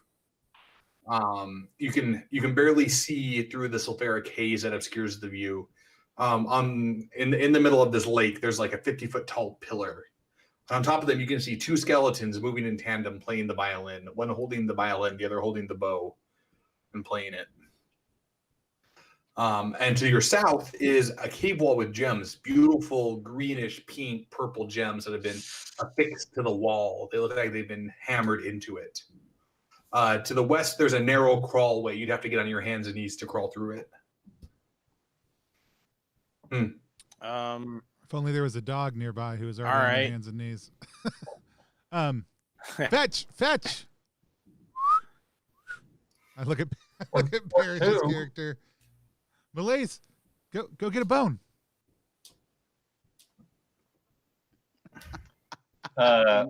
In-game laughter. I'm willing to investigate the crawlway. Oh You're no, gonna I was get in talking the about I was talking about the two skeletons playing music. They're up on. How tall is the pillar? 50 feet. 50 feet up, and they're Yeah. surrounded by a pool of black goop. Mushy goop. I'm gonna shout up to the skeletons. Skeletons, look at me. Do they do anything? No, they're just dancing in a slow circle. It almost looks like a music box, like how the ballerina would turn in a music box. Can I tell whether or not are they actually animated, or are they like No, they're are they physically- mechanisms? No, they're physically moving, playing the violin. The two of them. And they don't respond when I talk to them. How They don't about all right, I'm gonna fire a bolt at one of them from my crossbow and just see Okay. what happens. All right. Yeah, I like your style. I'm just trying to get their attention. I want to. Yeah, dude. I've been stabbing everything I've seen. Go ahead and roll presence.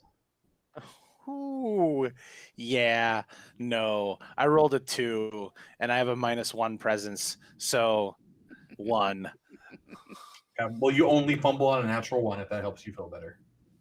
It does, actually. It wasn't a Yeah. natural 1. So you fire a bolt off into the ceiling and it clangs around and eventually hits the goop. Does it immediately sink or does it just stick into it? It starts sinking and then it erupts into flames. Cool. Oh, Hey, everybody. The goop will light you on fire. Watch out for that.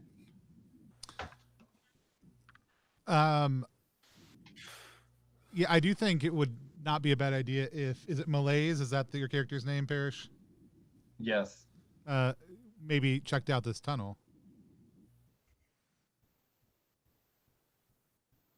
So you're gonna crawl into the crawl space and kind of head down it.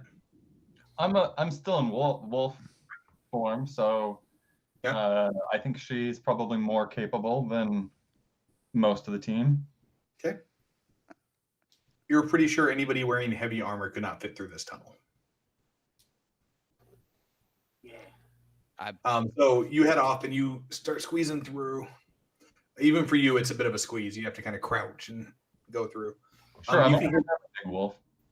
yeah, you hear voices at the end of the tunnel, and they're singing. And as you get closer, you smell plants, and it's hot and stuffy.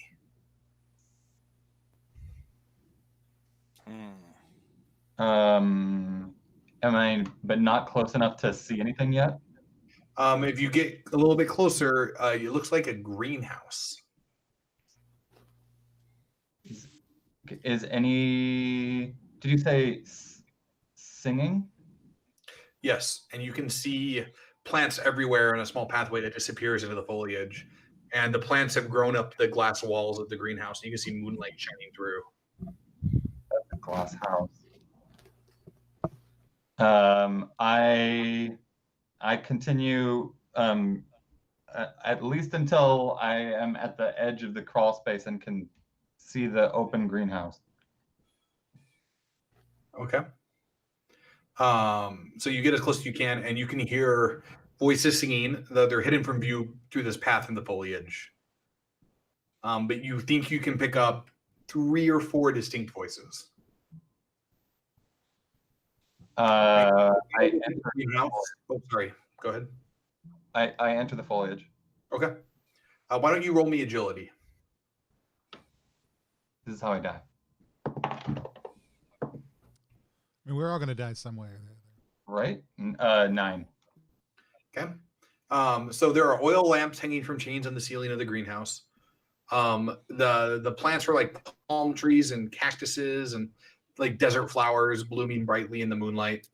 And the path leads you to a small campfire where you see a woman and 3 young men sitting. And they're sitting around the fire singing and talking.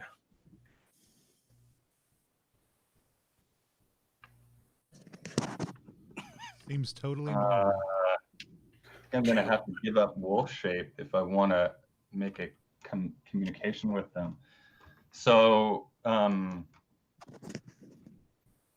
I take the round and transform? Sure. Okay. You like pop, pop, pop, pop, bones shift. And I approach and say, "Sire, is that you?"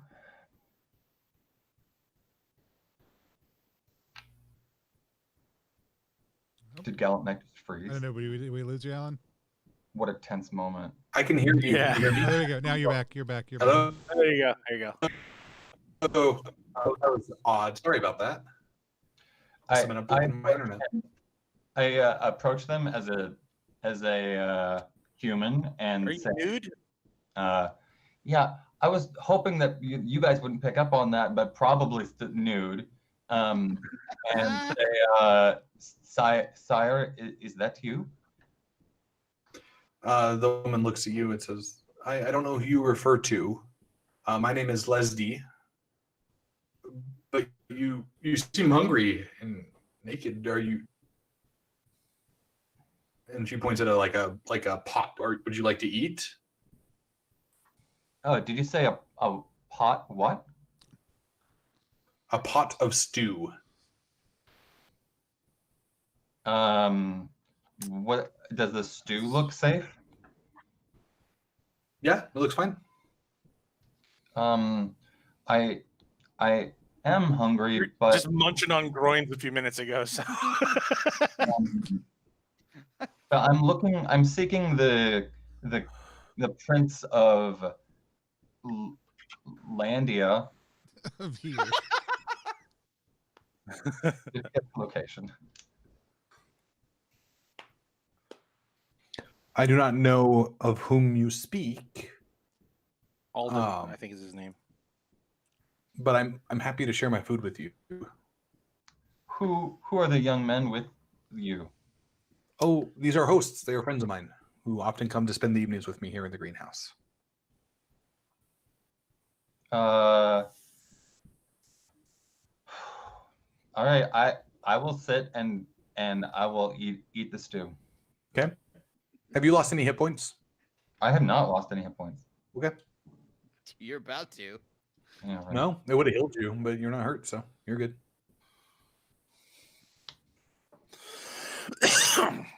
While Has she- Molex is down there chopping on We'll get to the stew. rest of you. Your wolf friend has been gone for a bit.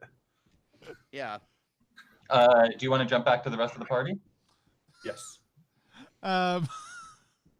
So we're still in the. So we got the tunnel, the pillar with the flammable slime, and the dancing skeletons, and there's another door in the room, right?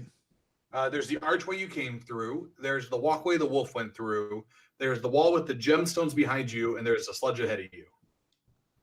Is the wall with the how big are the gemstones?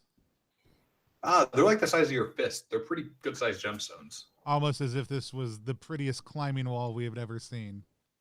Indeed, your a quick gut check says they're probably worth 200 silver each. Okay, but above the wall of gems, is there like more anywhere for us to go? It just goes to the ceiling. Okay. The way forward is through the sludge or through the crawl space. Well, I want to try to Or back where you came. I want to pry one of those gems off first if I can. Okay, make a strength test. I'll even wedge my femur in there, not my actual one, my broken bony one. Yeah, that's a weird way to dig, Tony. 12. Oh, that's way difficulty 12. So using your femur, you pop off 4 of these gems.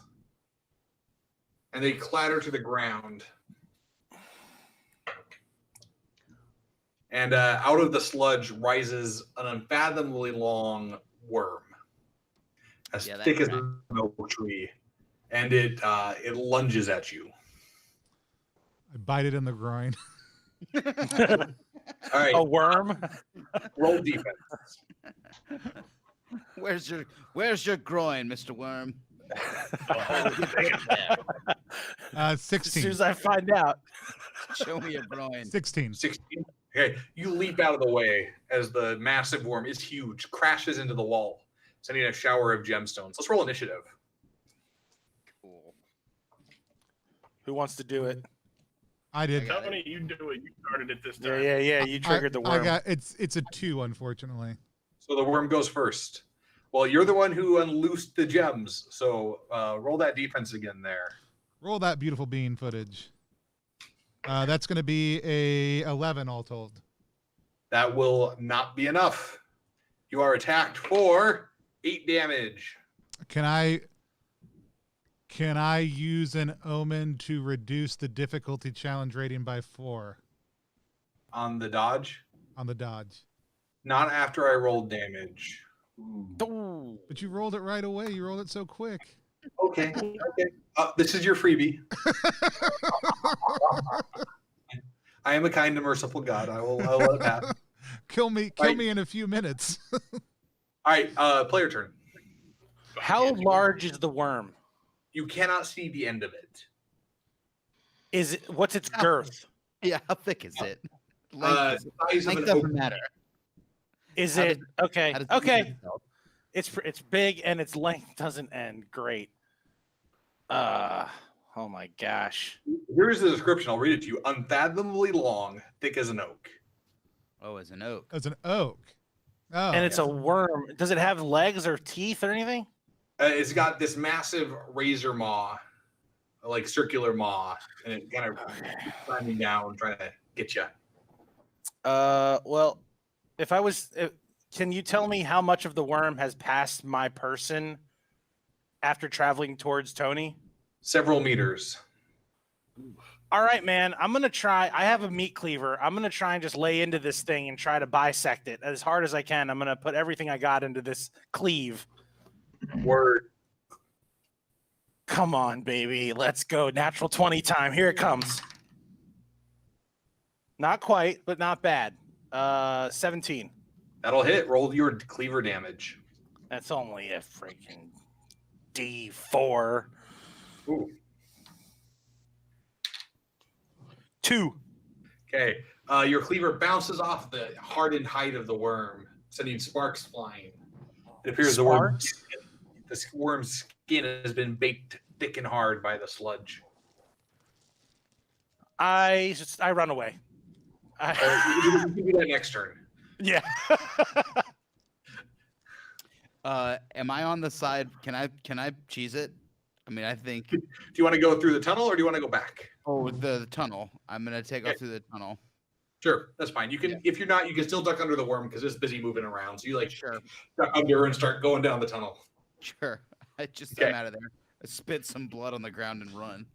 Gary, I'm gonna turn to the wall, draw my sword, and see if I can cut the chain to make the torch on the ceiling fall on the worm. okay, go.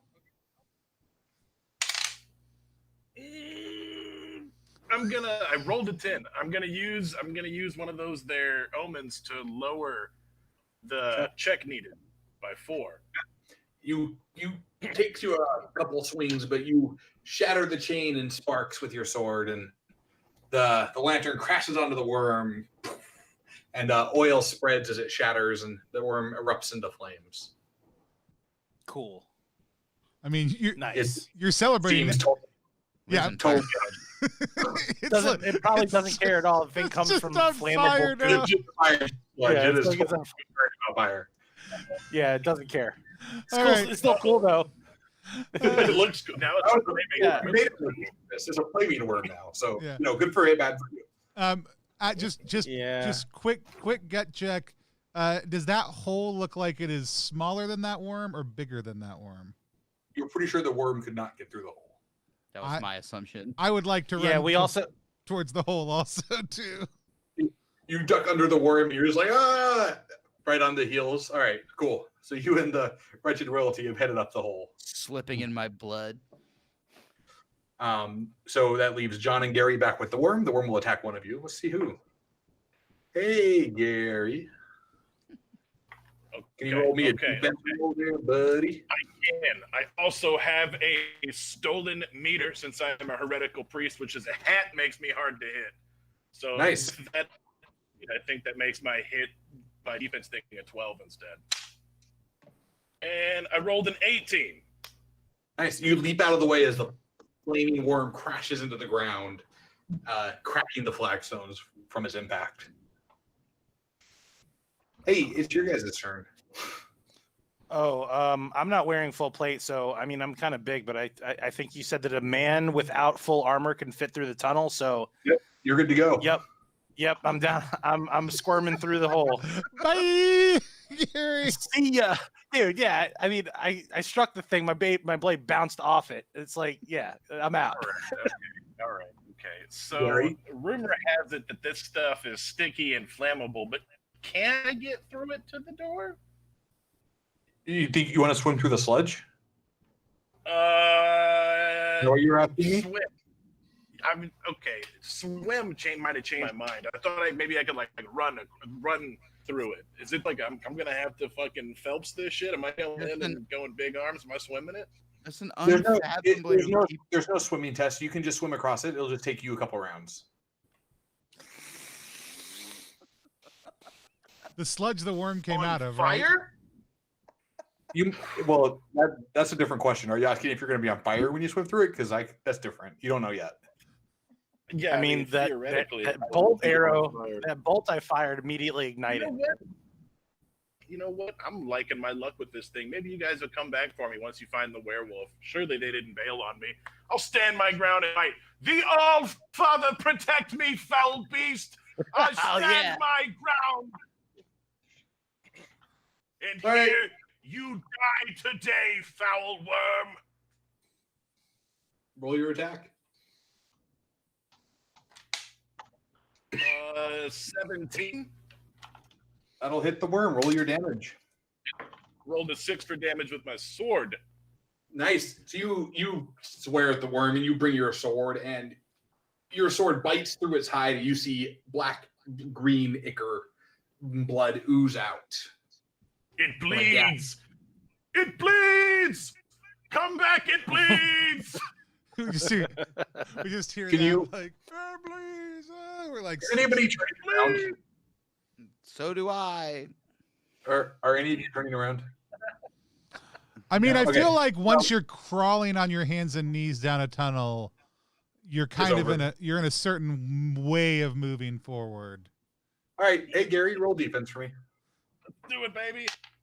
Rolled a 15 plus toughness is an 18. Wow. All right. Well, defense is agility. Agility. I'm sorry. Rolled a 15 plus 1, so 16. Okay. But you're wearing heavy armor, which makes defense too harder for you. Yes, and Yeah. I also have the stolen meter, which sets my defense down to a 10. So probably- you only need 12, so you beat it. Okay. So the worm crashes down and you leap out of the way again. Apparently, this is going to be a battle of the Titans. So it's your turn. Yeah, I'm in plate, and I have a hat that makes me hard hits. So this guy's gonna have a hard time. Gonna kill Roll. That would be so great. I rolled a 14 plus 1 for 15. That'll hit. Roll damage. 1. That will not get through the worm's armor this time. Big one. You strike it and your sword clings off it. Roll defense. Hit. He hits me this time. Okay. Roll your armor reduction. Look. That's right. D's. Unless you want to lower the yen before I roll damage. No, I'm okay. Thank you for asking. I rolled a 5 on my damage reduction. He did 10 damage. Oh, shit! So you take 5. How many hit points do you have left? 3 remaining. Okay. I need you to make an agility test when he bites you, as his razor sharp teeth bite into you. 13. Okay. You managed to avoid being devoured. Good. I plant my foot. I raise my sword high above my head, and with 2 hands, I bring it crashing down to behead the foul beast. Okay. In the name of the All-Father!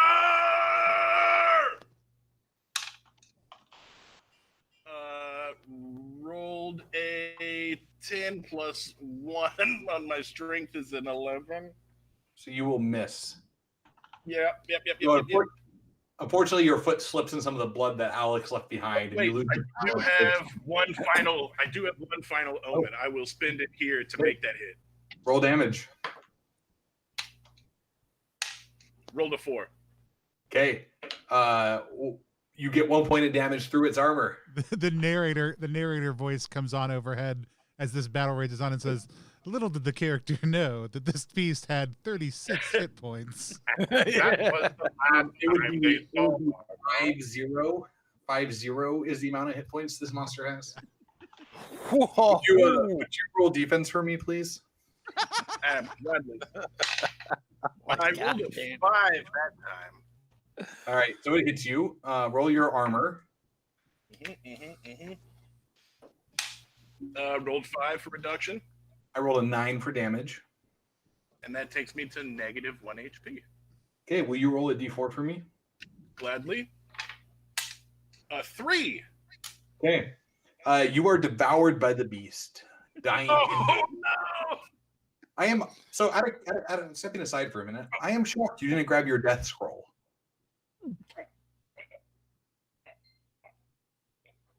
I don't think he's realized. Disappearing. He's just sinking down. His But- last thoughts are, "I'm surprised I didn't use my death scroll." But Well, you yeah, got heavy armor on, I right? wonder what that scroll would have done. And all I wrote down was 30 feet. I didn't write down the rest of what that scroll It did. does 4d10 damage Oh, well, look at that. to everything within 30 feet, including your friends if they're standing next to you. But we weren't anymore. Right. No, you weren't. That would have been a good time. So, But- Parrish, you're saying, oh, go ahead. but also in heavy armor, don't scrolls not work properly? There is a. Seems arbitrary. I don't remember. It's also irrelevant now. So, Yeah, that's Yeah. right. That seems arbitrary. That's right. so Parrish, you're sitting at the campfire, and 3 of your friends come through. You guys see what I described earlier. Parrish sitting around. Oh, that's right. You can't use scroll in heavy armor. That's the penalty. You just can't do it. So, what did it matter? Either should've way, you given have it to to take your clothes off. At that point, if you're getting naked, you should just gone through the tunnel. Oh, yes. Hey, hello. Do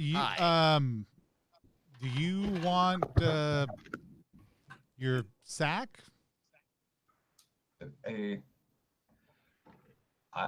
Yeah, maybe I can fashion the sack into some covering, but also like, I mean, I just maybe like fuck it at this point. I'll take the sack though. Hand the sack back over to you. Who are your friends? Can I have a bit of narration? Sure. I can remember the life and death of the wolf now. She stole a chicken to take to her pups, but just like she was shot through the neck for stealing. She was skinned for her pelt. But death made a mistake to take us both in this way, and only one life was supposed to be taken that day. And so we have both returned, but sharing a body.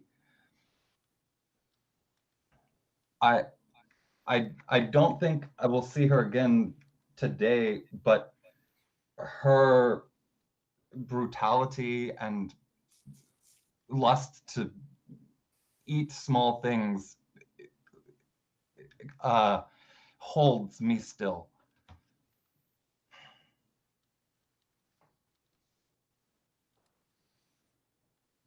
That's all I've got. Damn. It's heavy. I bleed at you. Yeah. Thank you for bleeding in solidarity. Yes. Well, I think I sort of flop down next to you and look at and go, that's terrible. I think as not dead as you are, you're probably better off than Margoth at this point. Oh, I think you're soup is also badass. pretty good. Hmm? This soup is also pretty good. Who's Yeah, your friend? I'm gonna sit down and ask for some soup. Of course. And they hand Yeah. you a bowl. Anybody who asks for a bowl of soup can have one. Yeah, Yep. I mean, I'll have some soup, I guess. I start guzzling it rudely. I'm spilling stuff all over. Okay. All of you recover. If you're hurt when you eat, you recover D6 hit points. You can go ahead and roll that for yourselves. How many hit points was I at after losing all of them and then hemorrhaging and stuff? Oh, you would have gotten D4 back. So Okay. 1 is what I just rolled on a D4. Okay, So- cool. So I've had 1 hit point. So it makes even more sense that I ran. Yeah. Um, Tony, do you eat some of this stew? I do not. Okay. I do not. After our encounter upstairs and somebody's warning that it could be people and the fact that we're near a greenhouse that controls the cannibals, it's, you know. yeah, I don't care. But I do take a bowl. I do take a bowl and then give it to Dressy, Alex's character. Yeah, You can have Bressy's this. just like, if this is people, then people are great. Okay. It tastes delicious. It's fantastic. However, those of you who ate the stew, soon the ground seems to sink underneath your feet or bodies, and the walls ripple like ocean waves, glittering in the light. And Leslie and the 3 hosts attack. Of course they do. What? That is so unchill. But not me because I didn't eat the soup. No, they attack all of you. Everybody who ate the stew is at a -2 to everything that they do. Got you. Okay, so just to be clear, I got to roll 20s if I want to do anything. Yep. Yeah. You should just sit this one out, bud. So roll initiative. Who would like to roll initiative? There's no -2 on initiative. It does not matter. I'll do it. Okay. It's a Come 4. join me on the bench, Alex. Come join me on the bench. Would you roll, Parrish? 4? All right, so players go first. Well, I read off of my scroll because, go big or go home at this point. I'm the only one who can do shit. That is a 12. Oh, Okay. plus 2, 14. 14. All right. Who are you attacking? Probably her and one of the guys. Okay. So all the hosts have drawn these really long, sharp skinning knives and are lunging towards you. She has not moved. Oh, she has not moved. Then just two of the guys. Okay, go ahead.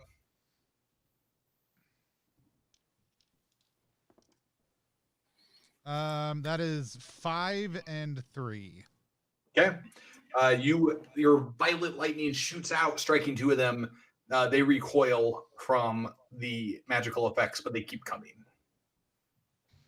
They seem intent on murder today. I get it. I draw a hammer from my bag and swing it at the kneecap of the nearest one. Okay. For simplicity's sake, we'll say the nearest one is the one that took 5 damage from the lightning bolt. All right. It's only a 9. Good. So you swing, but is that with your -2 penalty? Oh, it's only a 7. So you take a swing, but everything's blurry and dizzy, and you're having a hard time focusing, and your swing goes wide. Alex? Yeah, I hate everything here. I'm going to kill you, and I'm going to eat you, and I'm just going to take a swing at, I guess. The woman's just sitting there? Yep. Yeah, I'm going to swing at her. We all know who I'm going to stab. The person sitting there minding their own business.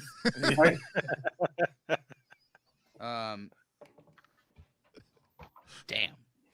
It's not a 20. Your sword screeches at you. I am tired of your failings, you miserable cur. And then I've had about enough of you. And then does what? Stabs Tony. I've had enough of you and all of you stupid assholes, and I want to be a cannibal sword. Yes. Roll a 6 + 1 damage. I don't dodge. It just happens. It attacks you. You get to roll defense. Sorry. Okay. No, but unless, that's not going to do anything. Yep. So do you have an omen you want to spend? No, I'm going to go ahead and let this happen. Yeah. Roll your reduction. Alex, going to roll d6 + 1 damage. That's 7, big dog. Hey, Alex, do you have any omens left? Me? Yeah. No, dude. Oh, that's right. No, not for a long time. So how you doing over there, Tony? I'm doing great. I'm dead. I rolled a 2 on my hit 0 points thing. So you rolled a 2. So no, just roll a d6 for me. No, are you at 0 or are you negative? I'm -1, I guess. No, when I like the critical hit table, so we just stop at 0. You can roll. Okay. Yeah, it's more fun. Like, why It is a not? lot more fun. I agree. All right, so that's a 5. Okay, so you lose your left leg to the sword That's fine. at the knee, God. and you will recover in 1 round with 4 hit points And 1 leg. in 1 leg. Hey, John, you're up. I just sort of freeze because I don't understand why I'm tripping balls suddenly. And I just signal the dog who has eaten no stew. I'd like to remind you, and signal it to Aggie attack. And I just point at the nearest enemy and command the dog to attack. Okay, go and roll. Come on. 13. What is the check? It's 12. yeah, You see 13. So you'll hit. Roll damage. The dog latches onto one of the hosts with the knife. 4. All right, the host, we'll say this is the one who took the brunt of the lightning bolt. So the dog leaps onto the host and bears him to the ground, tearing out his throat, sending blood spraying across the cactuses. Yeah. Cool. The other two, one attempts to stab Parrish, and the other attempts to stab Alex. So Parrish roll defense with a -2. Alex roll defense with a 20. Okay. 16, but Alex, are you surprised you weren't the first one to die at this point? yeah, pretty much, yeah. Are you Alex? Roll your reduction. Okay. Cool. It's a D4. It's a 3. Nice. You only did 4 damage, so you'll take 1. Sweet. He hits me, and I'm like, just bleed some more. I'm so used to it at this point. Okay. Parrish. I rolled a 7. Yeah. Okay. Just Roll your reduction. Do you have reduction? I don't have reduction. Okay. I'm naked. You're just naked. 5 damage. Oh, I forgot I had hit reduction. I asked you to roll it. Yeah, but I totally made a mistake on thinking about that. I also have a shield that would have let me block one attack entirely, but whatever, it's fine. That would have been the one to block. We're here. Yeah. I've got a plan. New round. Tony, you come back to conscious, missing a leg, but with 4 hit points. Okay. Player turn. I'm gonna try to stand up and kick the flaming embers of the fire under the stew into the face of the woman. Okay. Roll strength. Yeah, 19. Nice. All right. Yeah, you kick him into her face. She screams and flees into the greenhouse. All right. Cool. Who would like to go next? It's hammer time. All right. -2 on your total, remember. Oh. Yeah. With the -2, it's 11. Okay, that will miss. Do you have an omen left? You cannot Nope. touch that. That's Okay. So again, you stagger forward swinging, and the host dances back with his skinny knife. Alex or Tony, who would like to go here? Listen to me, you sorry Okay. piece of tin. There's only one way out of here, and it's with me. And if you don't get your act together right now and stab one of these pieces of crap, you're going to end up in this fucking cave forever. Now, do what you do. And I Roll go to roll stab. presence.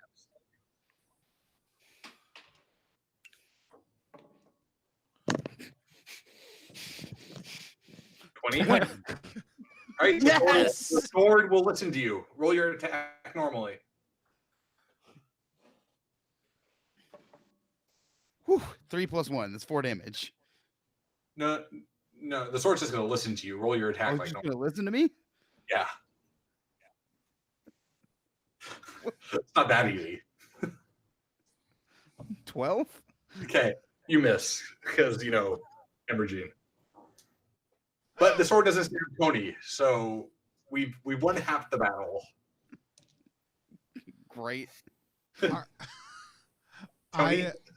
I'm gonna cast I'm gonna roll towards them while casting Violet Lightning. That's an 18. A truly terrifying sight. Okay, go on and roll. 4 and 5. Okay, that blasts both of them. They're dead.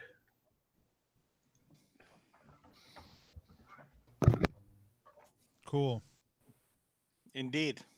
Can I chase the lady? Sure. Roll me an agility test with a -2 because you're on drugs.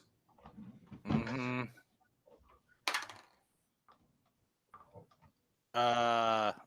19 is my roll. +1 is my stat. -1 total Yeah. then, so 18. Yeah, you can chase her. She's actually fled down a hallway you didn't know about. Ooh. Is she into- still on fire at all? It was mostly ember. She didn't immediately ignite or anything. So Okay. she's doing her face where she's been burned, but she's running down.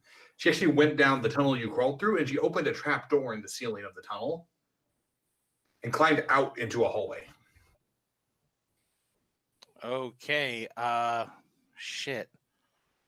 I guess I wiggle back down the tunnel. I'm gonna try and follow her. You're going to try and follow her? Yeah. I mean, I think I'm still tripping though. I don't know. I think actually, if I'm tripping, I look at the tunnel and I'm just like, no way. No, I'm not. I'm not going into a confined space. Actually, I don't think I can handle it.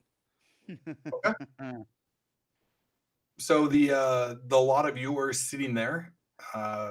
3 of you doped out of your minds. 1 of you missing a leg. It happens. I was really hoping to die.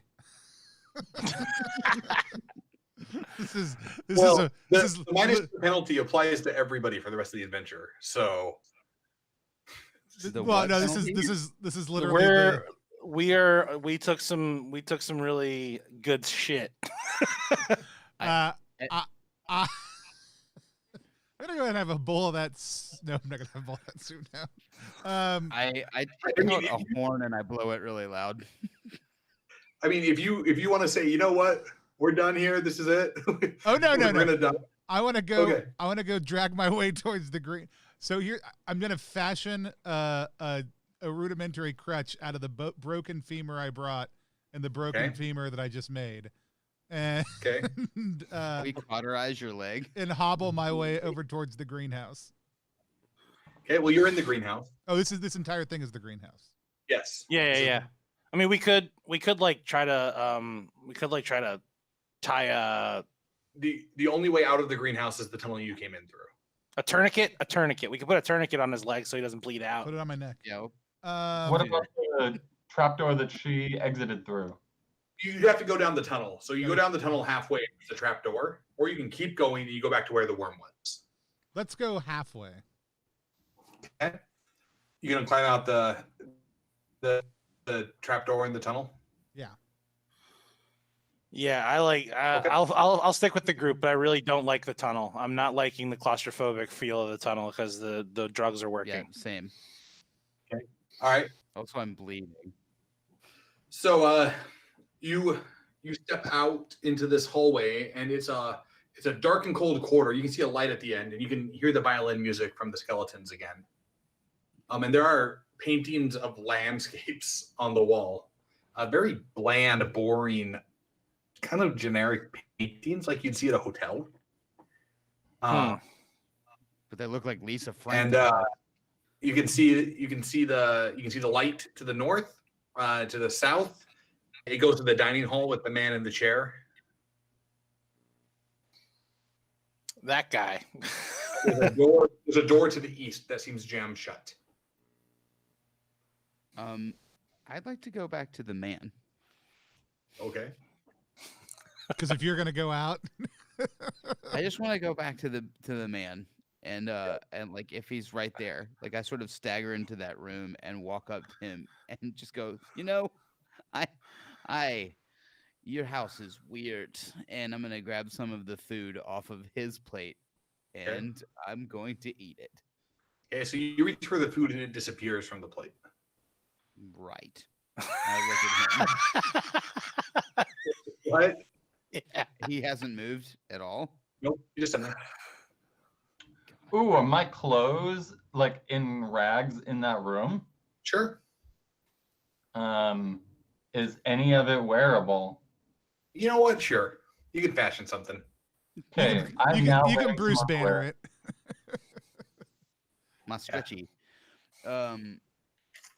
I've got a mirror on me, and I'm going to take the mirror out, and I'm going to hold the mirror in front of the old man. Okay. Just make How him close look at are you it. holding it to him? Oh, right in his face. Okay. So it fogs up from his breath, Okay. and it's a mirror.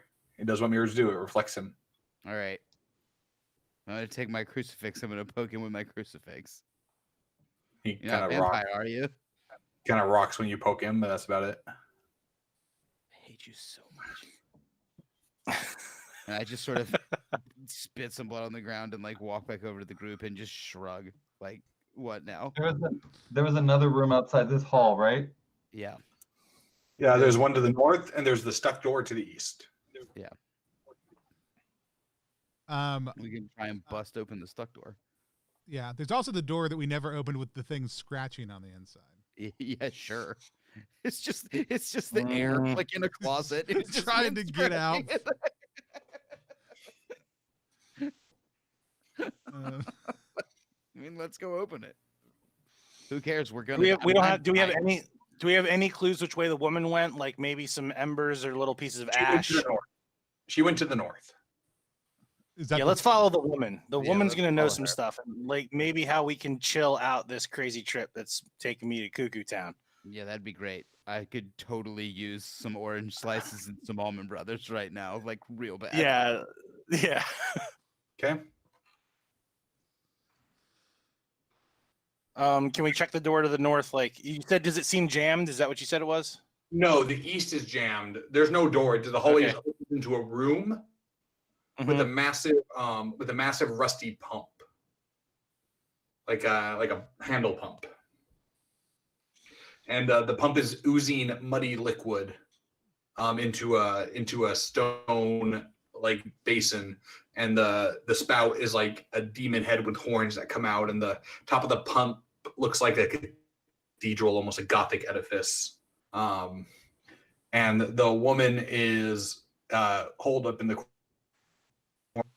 corner away from you. There's a hole in the floor with a stepladder that goes down, and you're actually higher than the sludge. You can look out and see the sludge. She's in the corner. Yes. I think I'm just gonna scream at her. She screams back at you. What did you do to me? What did you do to all of us, you stupid peasant?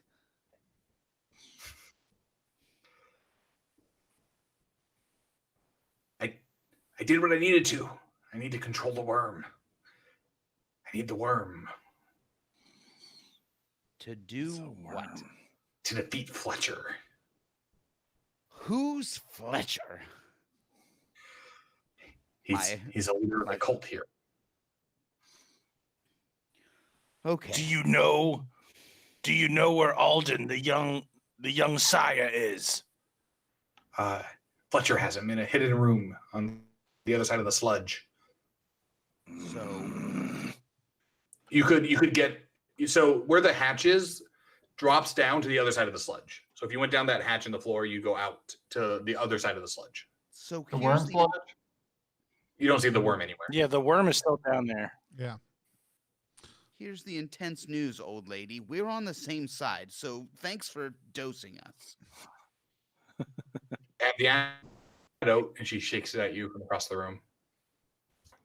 Oh, I want to believe that that's the antidote. Roll present. Do you have the antidote for Roll- this? And I roll what? wave my stump at her. Roll presence. Yeah, roll present. Okay. 19. Yeah, she's telling the truth. It's the Ooh. antidote. Give me that. Yeah, give it to me, and we'll. She sets it on the ground, backs away from it. There's just one dose. Oh, it's like a good sized potion bottle. Oh, okay. I mean, I take a sip of it and hand it. You in. you have to cross the room. Oh, okay. I'm just making sure you're good with that. Yeah. Yeah. I'll go. Yeah. You'll go across the room. Let You me get it the for antidote? you. Yeah. All right. Roll a d6 for me and tell me what you get. Oh, Christ, God. One of you. One. Okay. All right. So a massive hound-sized spider drops from the ceiling as you're crossing the room, and it will attack one of you. Me. Hey, Alex, roll defense. Throw Yeah, myself okay. in front of it. Me. Okay. Did you get a 20? I don't have. I think that's the only thing I can do, right? Yeah. It's 14. Cool. Roll your reduction, please. Okay. And then roll a d20 again for me. Armor's helping me out. The reduction is a 3. Okay, yeah, you take no damage. Roll a d20 and tell me if you get a 20. Nope, 16. All right, so the thing that you bites you, it breaks skin, but it doesn't get through the armor enough to do any damage. However, the bite site starts to feel really cold and your limbs start to feel numb. So between the swimming and the sinking and the walls warping, you're now starting to like have your limbs freeze. All tests you take are DR +2. So you don't need to do anything.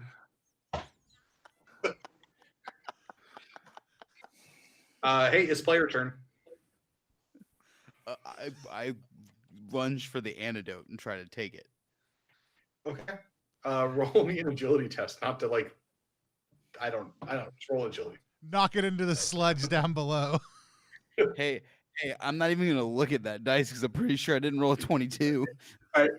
So unfortunately, you lunge towards it, but because of your legs have started to go numb and you misstep, and the floor isn't where you thought it was because of all the wibbly wobbly vision stuff, and you trip and fall down the hatch that goes down a level, cracking your head on the rim as you go. Cool. Is that it for me? Yeah, we'll just say that's it. You're done. You're already hemorrhaging. Banging your head. You just all the way down, smash, crack my head, crack my spine, and that's Oh, So now you man. have to roll. Now you have to roll a 30 on anything. It's you misstep. You fall down a trap door basically in the floor. You crane your head on a stone flagstone. It bounces back. The back of your neck crangs, and there's this like sharp cracking sound.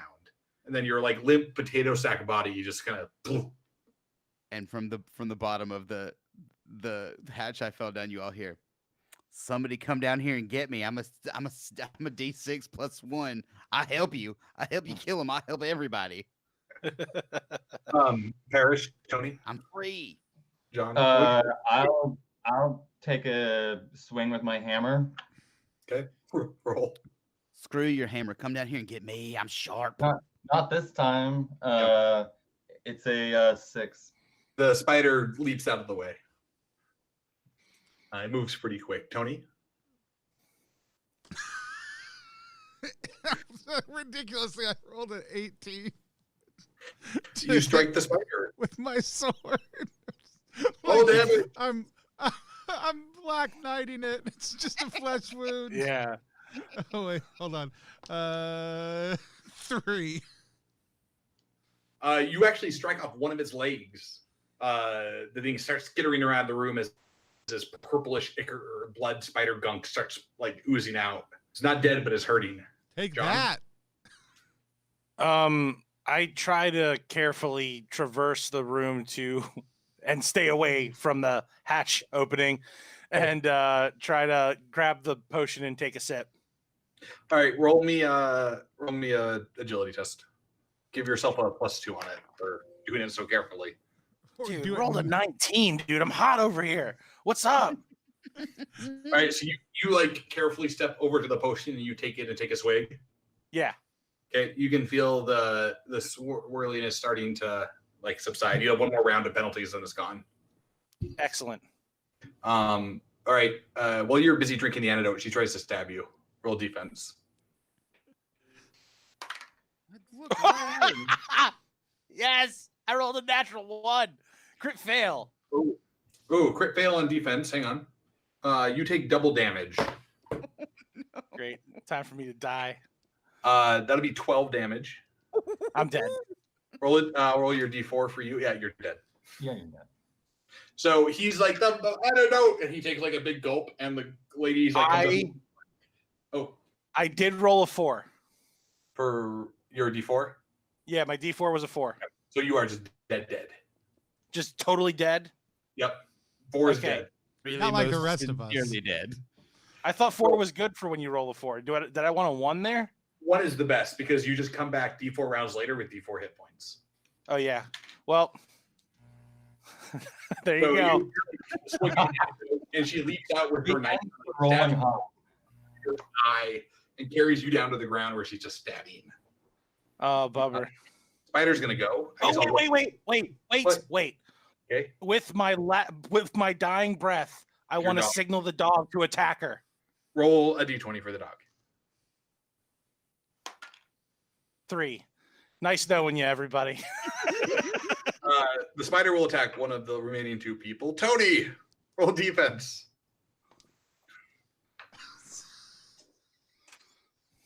No, I rolled an 18. Like, Right? That crutch, man. Turns out The what you need all the time. spider misjudged and lunged for where your leg used to be, and so it just like skitters under you, I guess. I attack it. Parrish and Tony, your turn. I attack it. I just rolled a nat 20. Yes. Can I? 6. Yeah, the spider is dead. You just eviscerate it. Very nice. Parrish?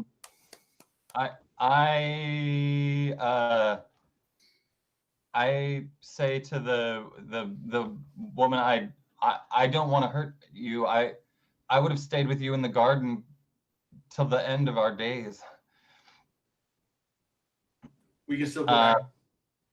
What? We can still go back there. May I have the antidote? If you kill him. And she points at Tony. Can I take an attack at Tony? Sure. Dark as fuck. I That's missed. pretty good. Okay. So Parrish, the werewolf lady, starts swinging her hammer at you. At Parrish? Oh, I'm sorry. I'm male. My Malaise is male. The Grease, the wolf, is female. I misunderstood. Sorry. Malay starts swinging his hammer at you, Tony. It's a 4 though, -2. So -2. So it's a 0. He's not doing a good job at the hammer swinging. Okay. I I imagine he's actually walking at you like a nutcracker, going like this. just like push. I think I just push him off the ledge. Like I just, I didn't want to like attack. I'm just like, and I rolled an 18. Do I roll to dodge? Opposed rolls really aren't part of the game. Okay. So he Let me look succeeds. here. I'm looking to see. Hang on.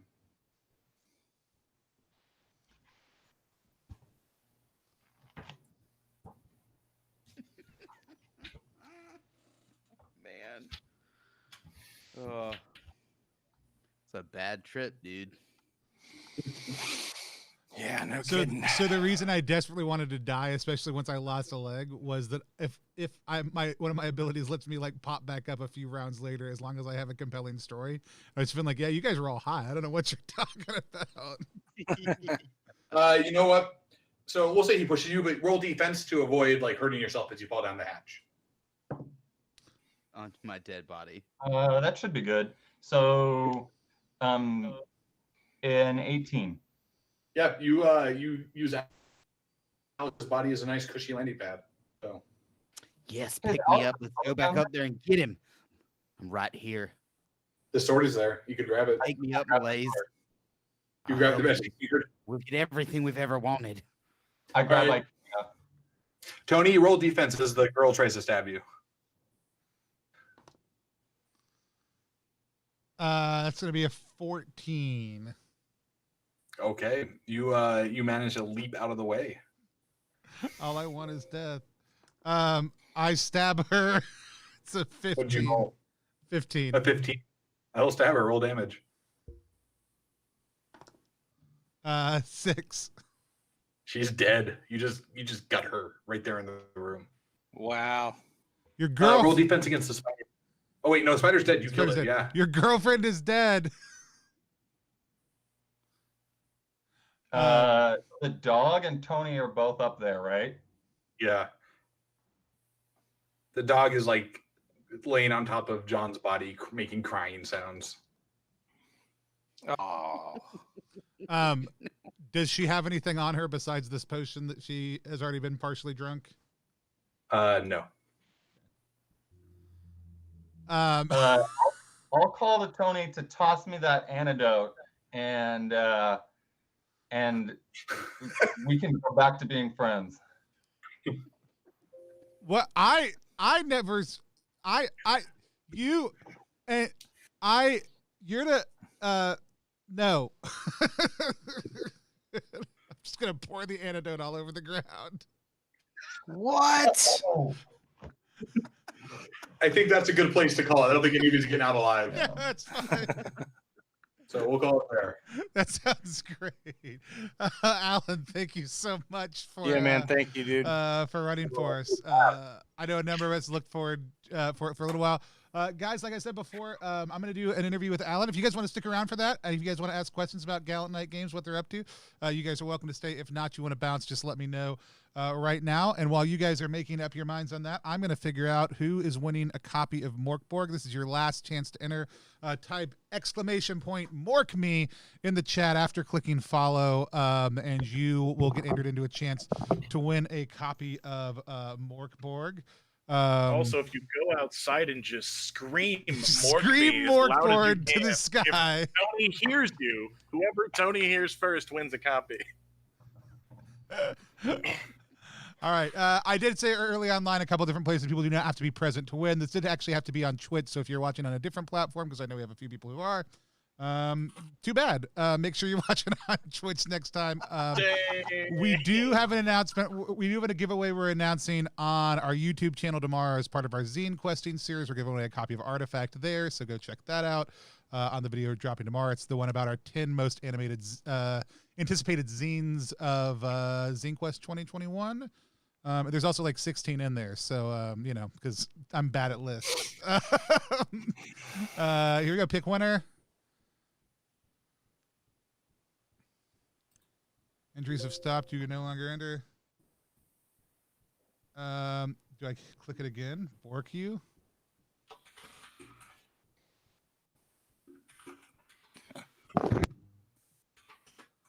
I said pick winner. It did say entries have stopped. You can no longer enter.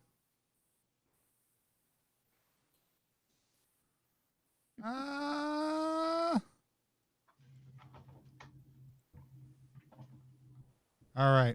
Well, we're not going to spend a lot of time figuring this out. Let's see if it takes us just a second to work. If not, I'll go back through and figure it out manually right after the stream is over, and I will message the winner. It's my first time using the chat bot, so it looked like everything was working, but it has not given me a winner yet. If you got messaged randomly that you were the winner, just tell me. You're going to need to screenshot that for me.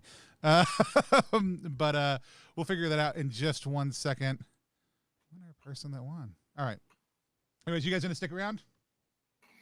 Yeah, I'll hang out for a minute. Cool. All right.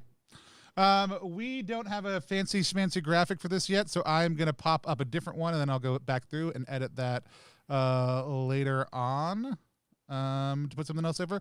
We're going to call solo interviews that we do with individual creators prestige class. This is a time where we get a chance to sit down with somebody in the role-playing game industry and just talk a little bit about what they do, what lessons they've learned along the way, and the games that they create. Today, we are sitting down with Alan Bahr of Gallant Night Games, who just ran us through a session of Mork Borg here on the +1 channel. I'm super excited to talk with him about just the work that they do, what got him into games, and everything else. If you are watching live with us and you have a question you want to ask Alan, let us know down in the chat. But Alan, thank you so much for being here with us.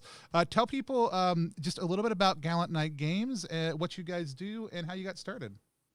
Yeah, so Gallant Night Games makes role-playing games. Surprise! You know, we primarily make minimalist or rules-light games. We've been making games since I think our first game came out in 2016.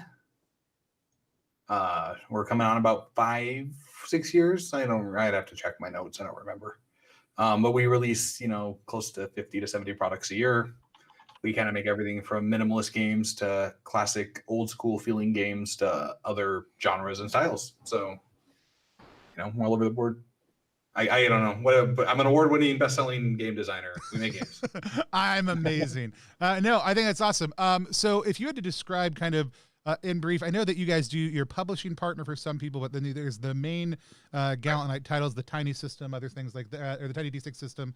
Kind of what's your design ethos? Like when you sit down and you're thinking, hey, I want to design a game, or you know, here's a description of the type of games we design. What is kind of the core reality around that?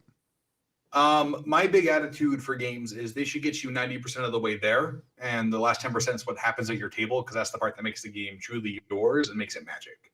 right? I'm not interested in comprehensive, fully, every nuance, every rule variation, every detail. I'm interested in, this is the idea. We're going to give you enough that you know how the guide rails work so you can do your thing. But it's your job to do that last 10%, because as a game designer and as a player, I think that's the part that's the most interesting, is seeing what you do at your table. Awesome. What was your, like, you talk about that table experience. What was your kind of first opportunity to sit down and play a game? What got you into role playing in the first place? Played D&D 3.0 at Scout Camp when I was like 12, 11, something like that. Awesome. So, and are you excited about the Dungeons and Dragons merit badge that Boy Scouts can now earn? I've consulted on the game design merit badge they have, actually. They have a merit badge for game design you can get now. That's awesome. And I've been a counselor for that a few times. That's very cool. I love that. So you had this kind of experience playing 3.0 as a kid. You've got this thing where you want people to kind of be able to have that same experience at your table. Well, when you're designing games for you, how do you kind of hit that 90-10 10 level? Like, what are some things that you kind of leave open specifically? Are there kind of hallmarks that you would say help you do that? It depends on the game and the genre. Each genre has different requirements, that's a really broad question. A lot of the stuff we ignore is the really nuanced stuff, like falling damage.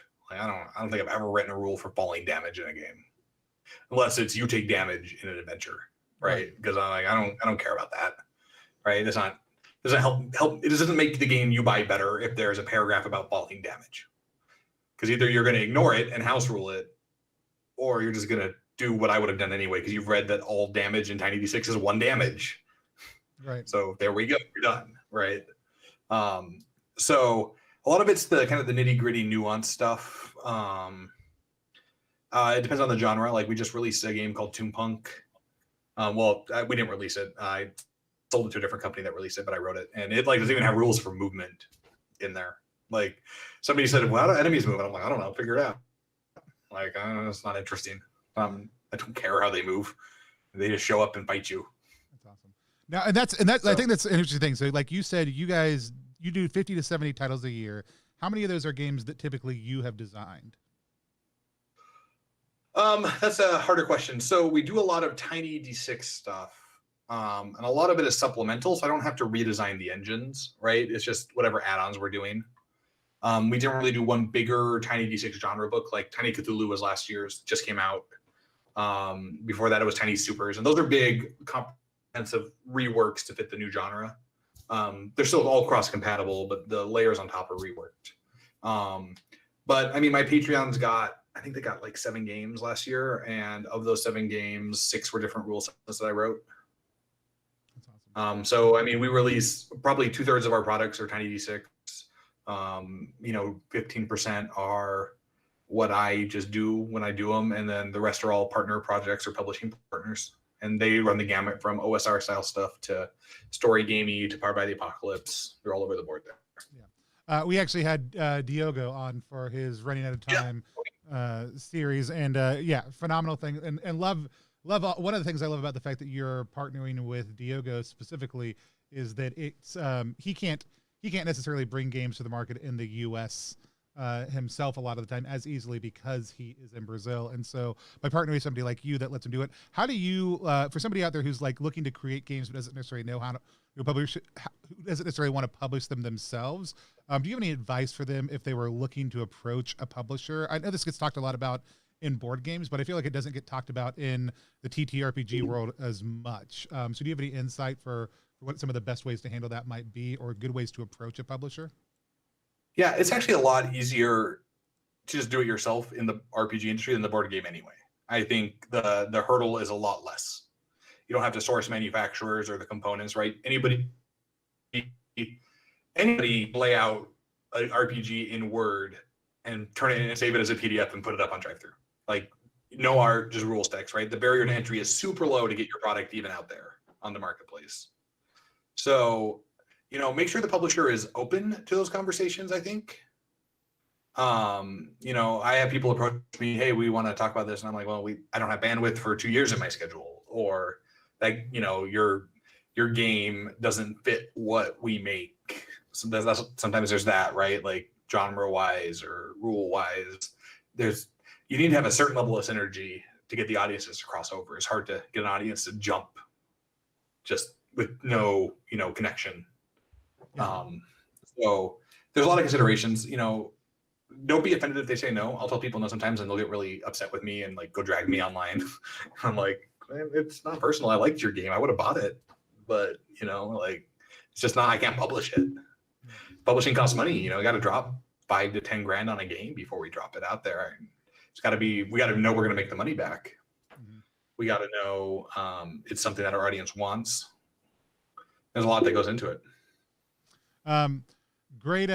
Just kind of connected to that question. You, like you said, just released Toon Punk in partnership with somebody else. Why did you choose to have somebody else publish that game instead of you publishing it? Oh, that's a good question. One, we already have a flagship fantasy game, a couple. Adding another one, how many fantasy games do I need to release for myself? As part of it. The second part is this publisher, I've known them for years. I knew they were looking for a house rule set they could kind of create a baseline from. And it happened to be a good fit for them. So it was sort of this, if I was going to release it, I don't know when it would have come out.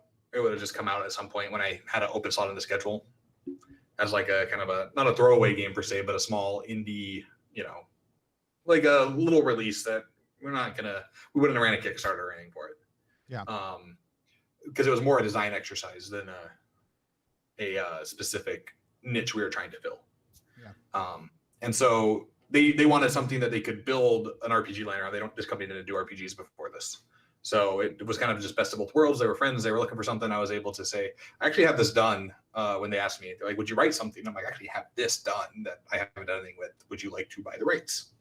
That's cool. That's awesome. No, I love that. And so it sounds like just a lot of the time it is just forming those relationships, looking for those connections, finding that synergy, and then saying, is this the good time, right space? What are some of the things that you're excited about this year in Gallant Night Games? You're full time at the company. It's your full time job. What are some of the big things you're excited to be able to share with people coming up? Ooh, well, we've got some stuff coming from Diogo, which is going to be great. We just started getting art in for swords, sharp swords, and Sinister Sorcery 2nd edition. He's been talking about it for a bit. We haven't shown the art yet, but that's rolling forward. That's looking nice. Our partnership with Christopher Gray Games is going to drop some stuff. We got a lot of Tiny D6 on plate. We got Mechas and Monsters 2nd edition. We've got expansions for Tiny Cthulhu, Tiny Supers, Tiny Dungeon. We're looking at dipping our toe into 5e. We got some 5e stuff lined up. We're probably going to do some more Borg compatible stuff. We've been working with some designers on stuff for that. All kinds of stuff. Right. I mean, it'd take more time for me to go through everything and tell you what I'm not excited about, probably. I'm not excited about, so. No, I love that. So I've got one last question, then we'll kick it over to anybody else who's still hanging around. I know a couple people have popped off. If you had one piece of advice to give somebody who's just kind of stepping into design that has really helped you out, something you wish you had known earlier in the game, what would that piece of advice be? That's really hard. I think the core thing is twofold. The first thing is listen to people with experience, but know when to ignore them. And that's really hard to do. That takes a certain level of experience, right? To know that. So the way I design games will not work for everybody. The way I publish games won't work for everybody.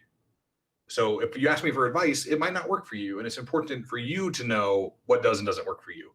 But it's also important for you to ask. I can't tell you how many friends or publishing partners or people I've worked with or know have said, well, we ran this Kickstarter and this thing went sideways. And I was like, oh, well, yeah, we encountered that like 6 Kickstarters ago. I could have walked you around that in 5 minutes. That's an easy fix.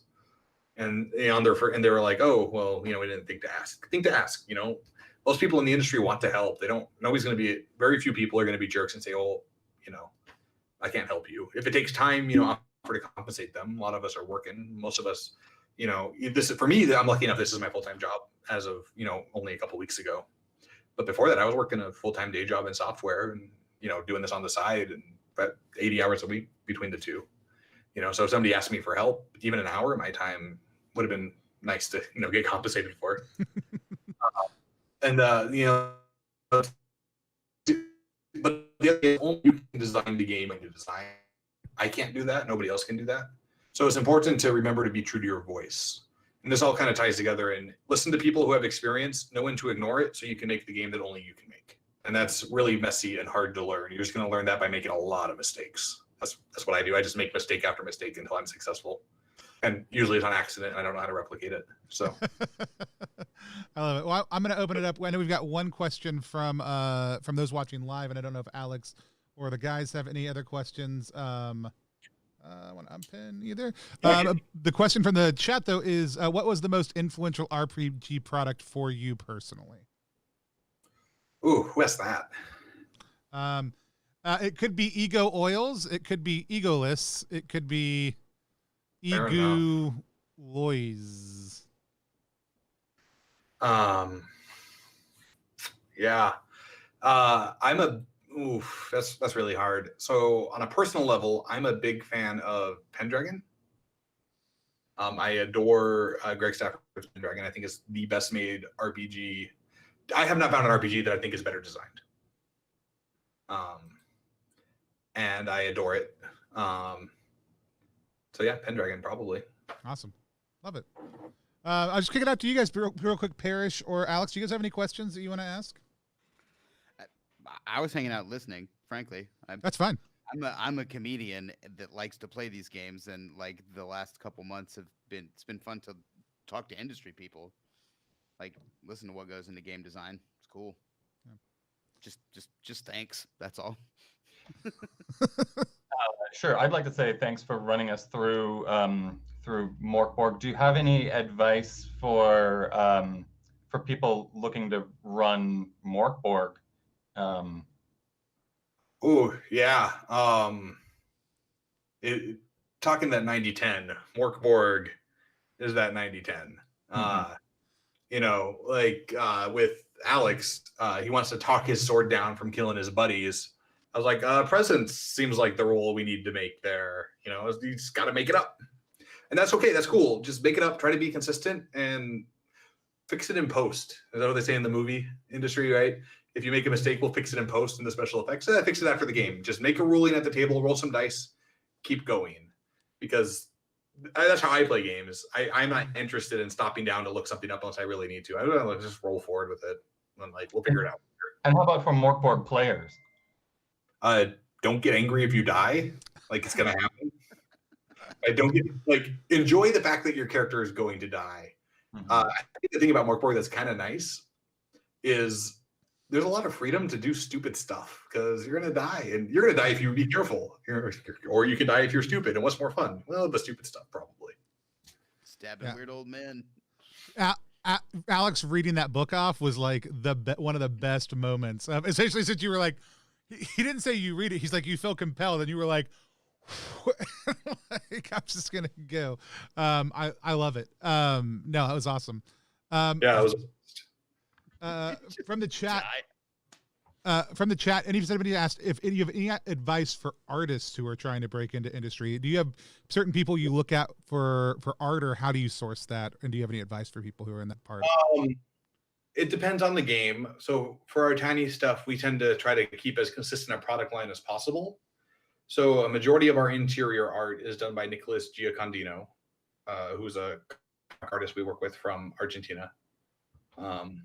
And he's done some covers too. Depending on the game, we get different covers or whatever based on the game. But he's pretty much the only one who does interior art for tiny stuff. Part of its genre, if I were to release a 5e game, it would have to have kind of that 5e full color art style that's expected by that audience. If I was going to release an OSR game, it's going to have black and white inked line art. If I'm going to release something Mork Borgy, it's going to have to look like Mork Borg. I don't think I could describe a style other than Mork Borgian. Mork Borg colors are the Pantone color choice of 2021. Yellow and slate gray are the colors of 2021. So that's ominous. But if you're an artist, just reach out to publishers, but don't reach out every week. Just reach out once and check in and say, hey, can I send you my portfolio? I'd like to, if you have opportunity, I'd like to be considered. And make sure all your portfolio is in one place. Nothing is worse than getting like 6 links to 6 separate iterations of a portfolio, because I'm going to look at that and go, I'm not going to look at any of these because I don't have time to hunt through 6 different portfolios to see if pieces meet my needs. Just like pitching anything, right? Make it as upfront, succinct, and easy to digest as possible, so the person who has to make the decision can make it as quickly and cleanly as possible. Even a lot of my friends who do marketing right now or who are not in like sales or retail stuff, I'm like, make a one sheet, put everything you can on one piece of paper like that you possibly can, link out to things in a smart way, like go, like structure something that somebody can decode the information they need quickly and then move on. Cause that's a lot of what people are looking for initially. And then the other question we got is, what lines do you think are the most representative of RPG systems? For example, simulationist versus arcade versus abstract. I may be misrepresenting that question from Raven Cat. But Yeah, repeat it at me. what? It says C lines, so maybe Kleins, or it may just be lines. Do you think are the most representative of RPG systems? For example, simulationist to arcade or abstract to simulationist. Raven Cat, if you're still there and you want to maybe take another stab at that question, let us know. Yeah, I don't think I quite follow. Neither do I. I think it's really more the like simulationist versus arcade or abstract approach is kind of, I think, the major question that they're asking when creating an RPG system. Do you tend towards one or the other? I lean towards as roll dice and move on as possible. Which I don't, is there a clarification? Only that Klein or C line is the range from hot to cold. So basically, do you tend more towards simulationist or arcade, abstract or simulationist? Okay. Yeah, I'm a fan of things that are fast and easy to do. I don't. I remember playing this game, and I won't name it, but we were playing our first session. We'd taken us about 7 hours to make characters, and so we played finally, and we rolled an attack, and we hit. All right, so we're looking in the book, and it was this big book, and it's like, all right, if you hit, see how much you hit over defense and consult page whatever. And we look at page whatever, and it was this matrix where you had to like look at the margin of success and look at the weapon damage and like cross-reference to see how much damage you did. And I remember going like, I don't want to look at this every time we roll dice. Like, it's not fun for me as the GM or a player. And,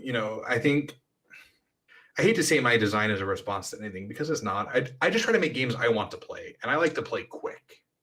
I like to roll dice. I like to be with my friends. I like to be focused on the table, not in a book or, somewhere else.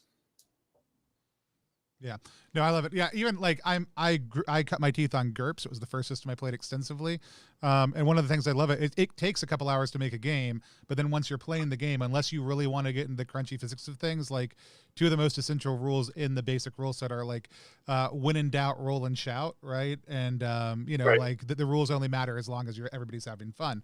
Like you can reference all the things you want to, but you could also just roll 3d6 and figure out what happens. And so no, I love it. So tell people, what's the next major product they can kind of look forward to from you guys that you're just excited about? And then what's the best place to find more information about Gallant Night Games online? Oh man. Honestly, I'm still Tiny Cthulhu's only been out for 2 weeks. I would say that's the one I'm most excited about because we just dropped it. It's doing great. It's got 5-star reviews. I'm really proud of the work the team did on it. I think it's an excellent game. So I would suggest, you look at that. Awesome. Love it. Talking about what's coming up, there's always a pitfall of, will it make the deadline or not? Right. Yeah, that's totally fine. We got this coming. And somebody's like, well, where is it? And I'm like, oh man, I don't know. Like somebody asked me about a game I announced in like the first year of my career. And I was like, oh yeah, we canceled that like 3 years ago. Like, well, I was already excited. I'm like, well, sorry. Like, I don't know what to tell you about that. You can find me online at Alan Bahr on Twitter or at Gallant K Games, Facebook.com/Gallant Night Games. Our Patreon is patreon.com/Gallant Night Games. My personal website is www.alanbar.net. Our website is www.gallantnightgames.com. I think that's the majority of it. Oh, we also are starting our own Gallant Night Games streaming service where we'll be playing Tiny Cthulhu. So that's the thing. I don't know. You can find me. I'm not hard to find. He's not. And thank you so much again for coming to run. Alex, if people want to find you on the internet, where do they find you at? Unmute yourself first. Yeah, I'm at our Alex Murray all over the internet. Same deal. That's me. It's me on all the things. It's me on Pinterest. It's me on YouTube. You can just Venmo money to that address. I'll take it. But I tell jokes, and I've got a bunch of podcasts and all sorts of stuff. Awesome. And Parrish, where can people find you at? Explore Altera and explorealtera.com.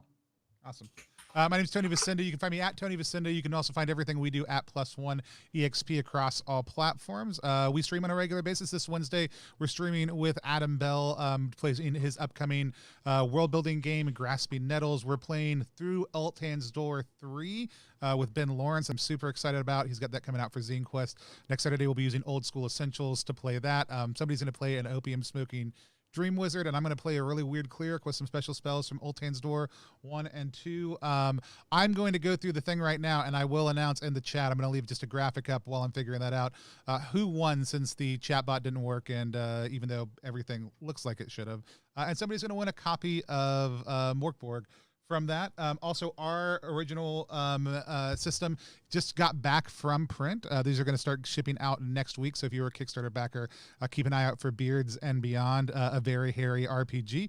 It's a phenomenally minimalist system. It originally fit on 2 pages, and we expanded it out to about 50. So I hope you guys enjoy what we did there. You can check out all that stuff, the beard bombs we make, and all the other stuff we do to funnel money back into tabletop role-playing game stuff at +1exp.com. We are a brand that multi-classes in tabletop game design, beard and skincare alchemy, and the Bardic College of Content Creation. I want to thank Alan and all of our players tonight, even though a couple of them had to scoot already, for joining us tonight. And hope to see you guys back here on Wednesday or at a stream in the future. And we're just all going to wave at the camera and while I put that graphic up.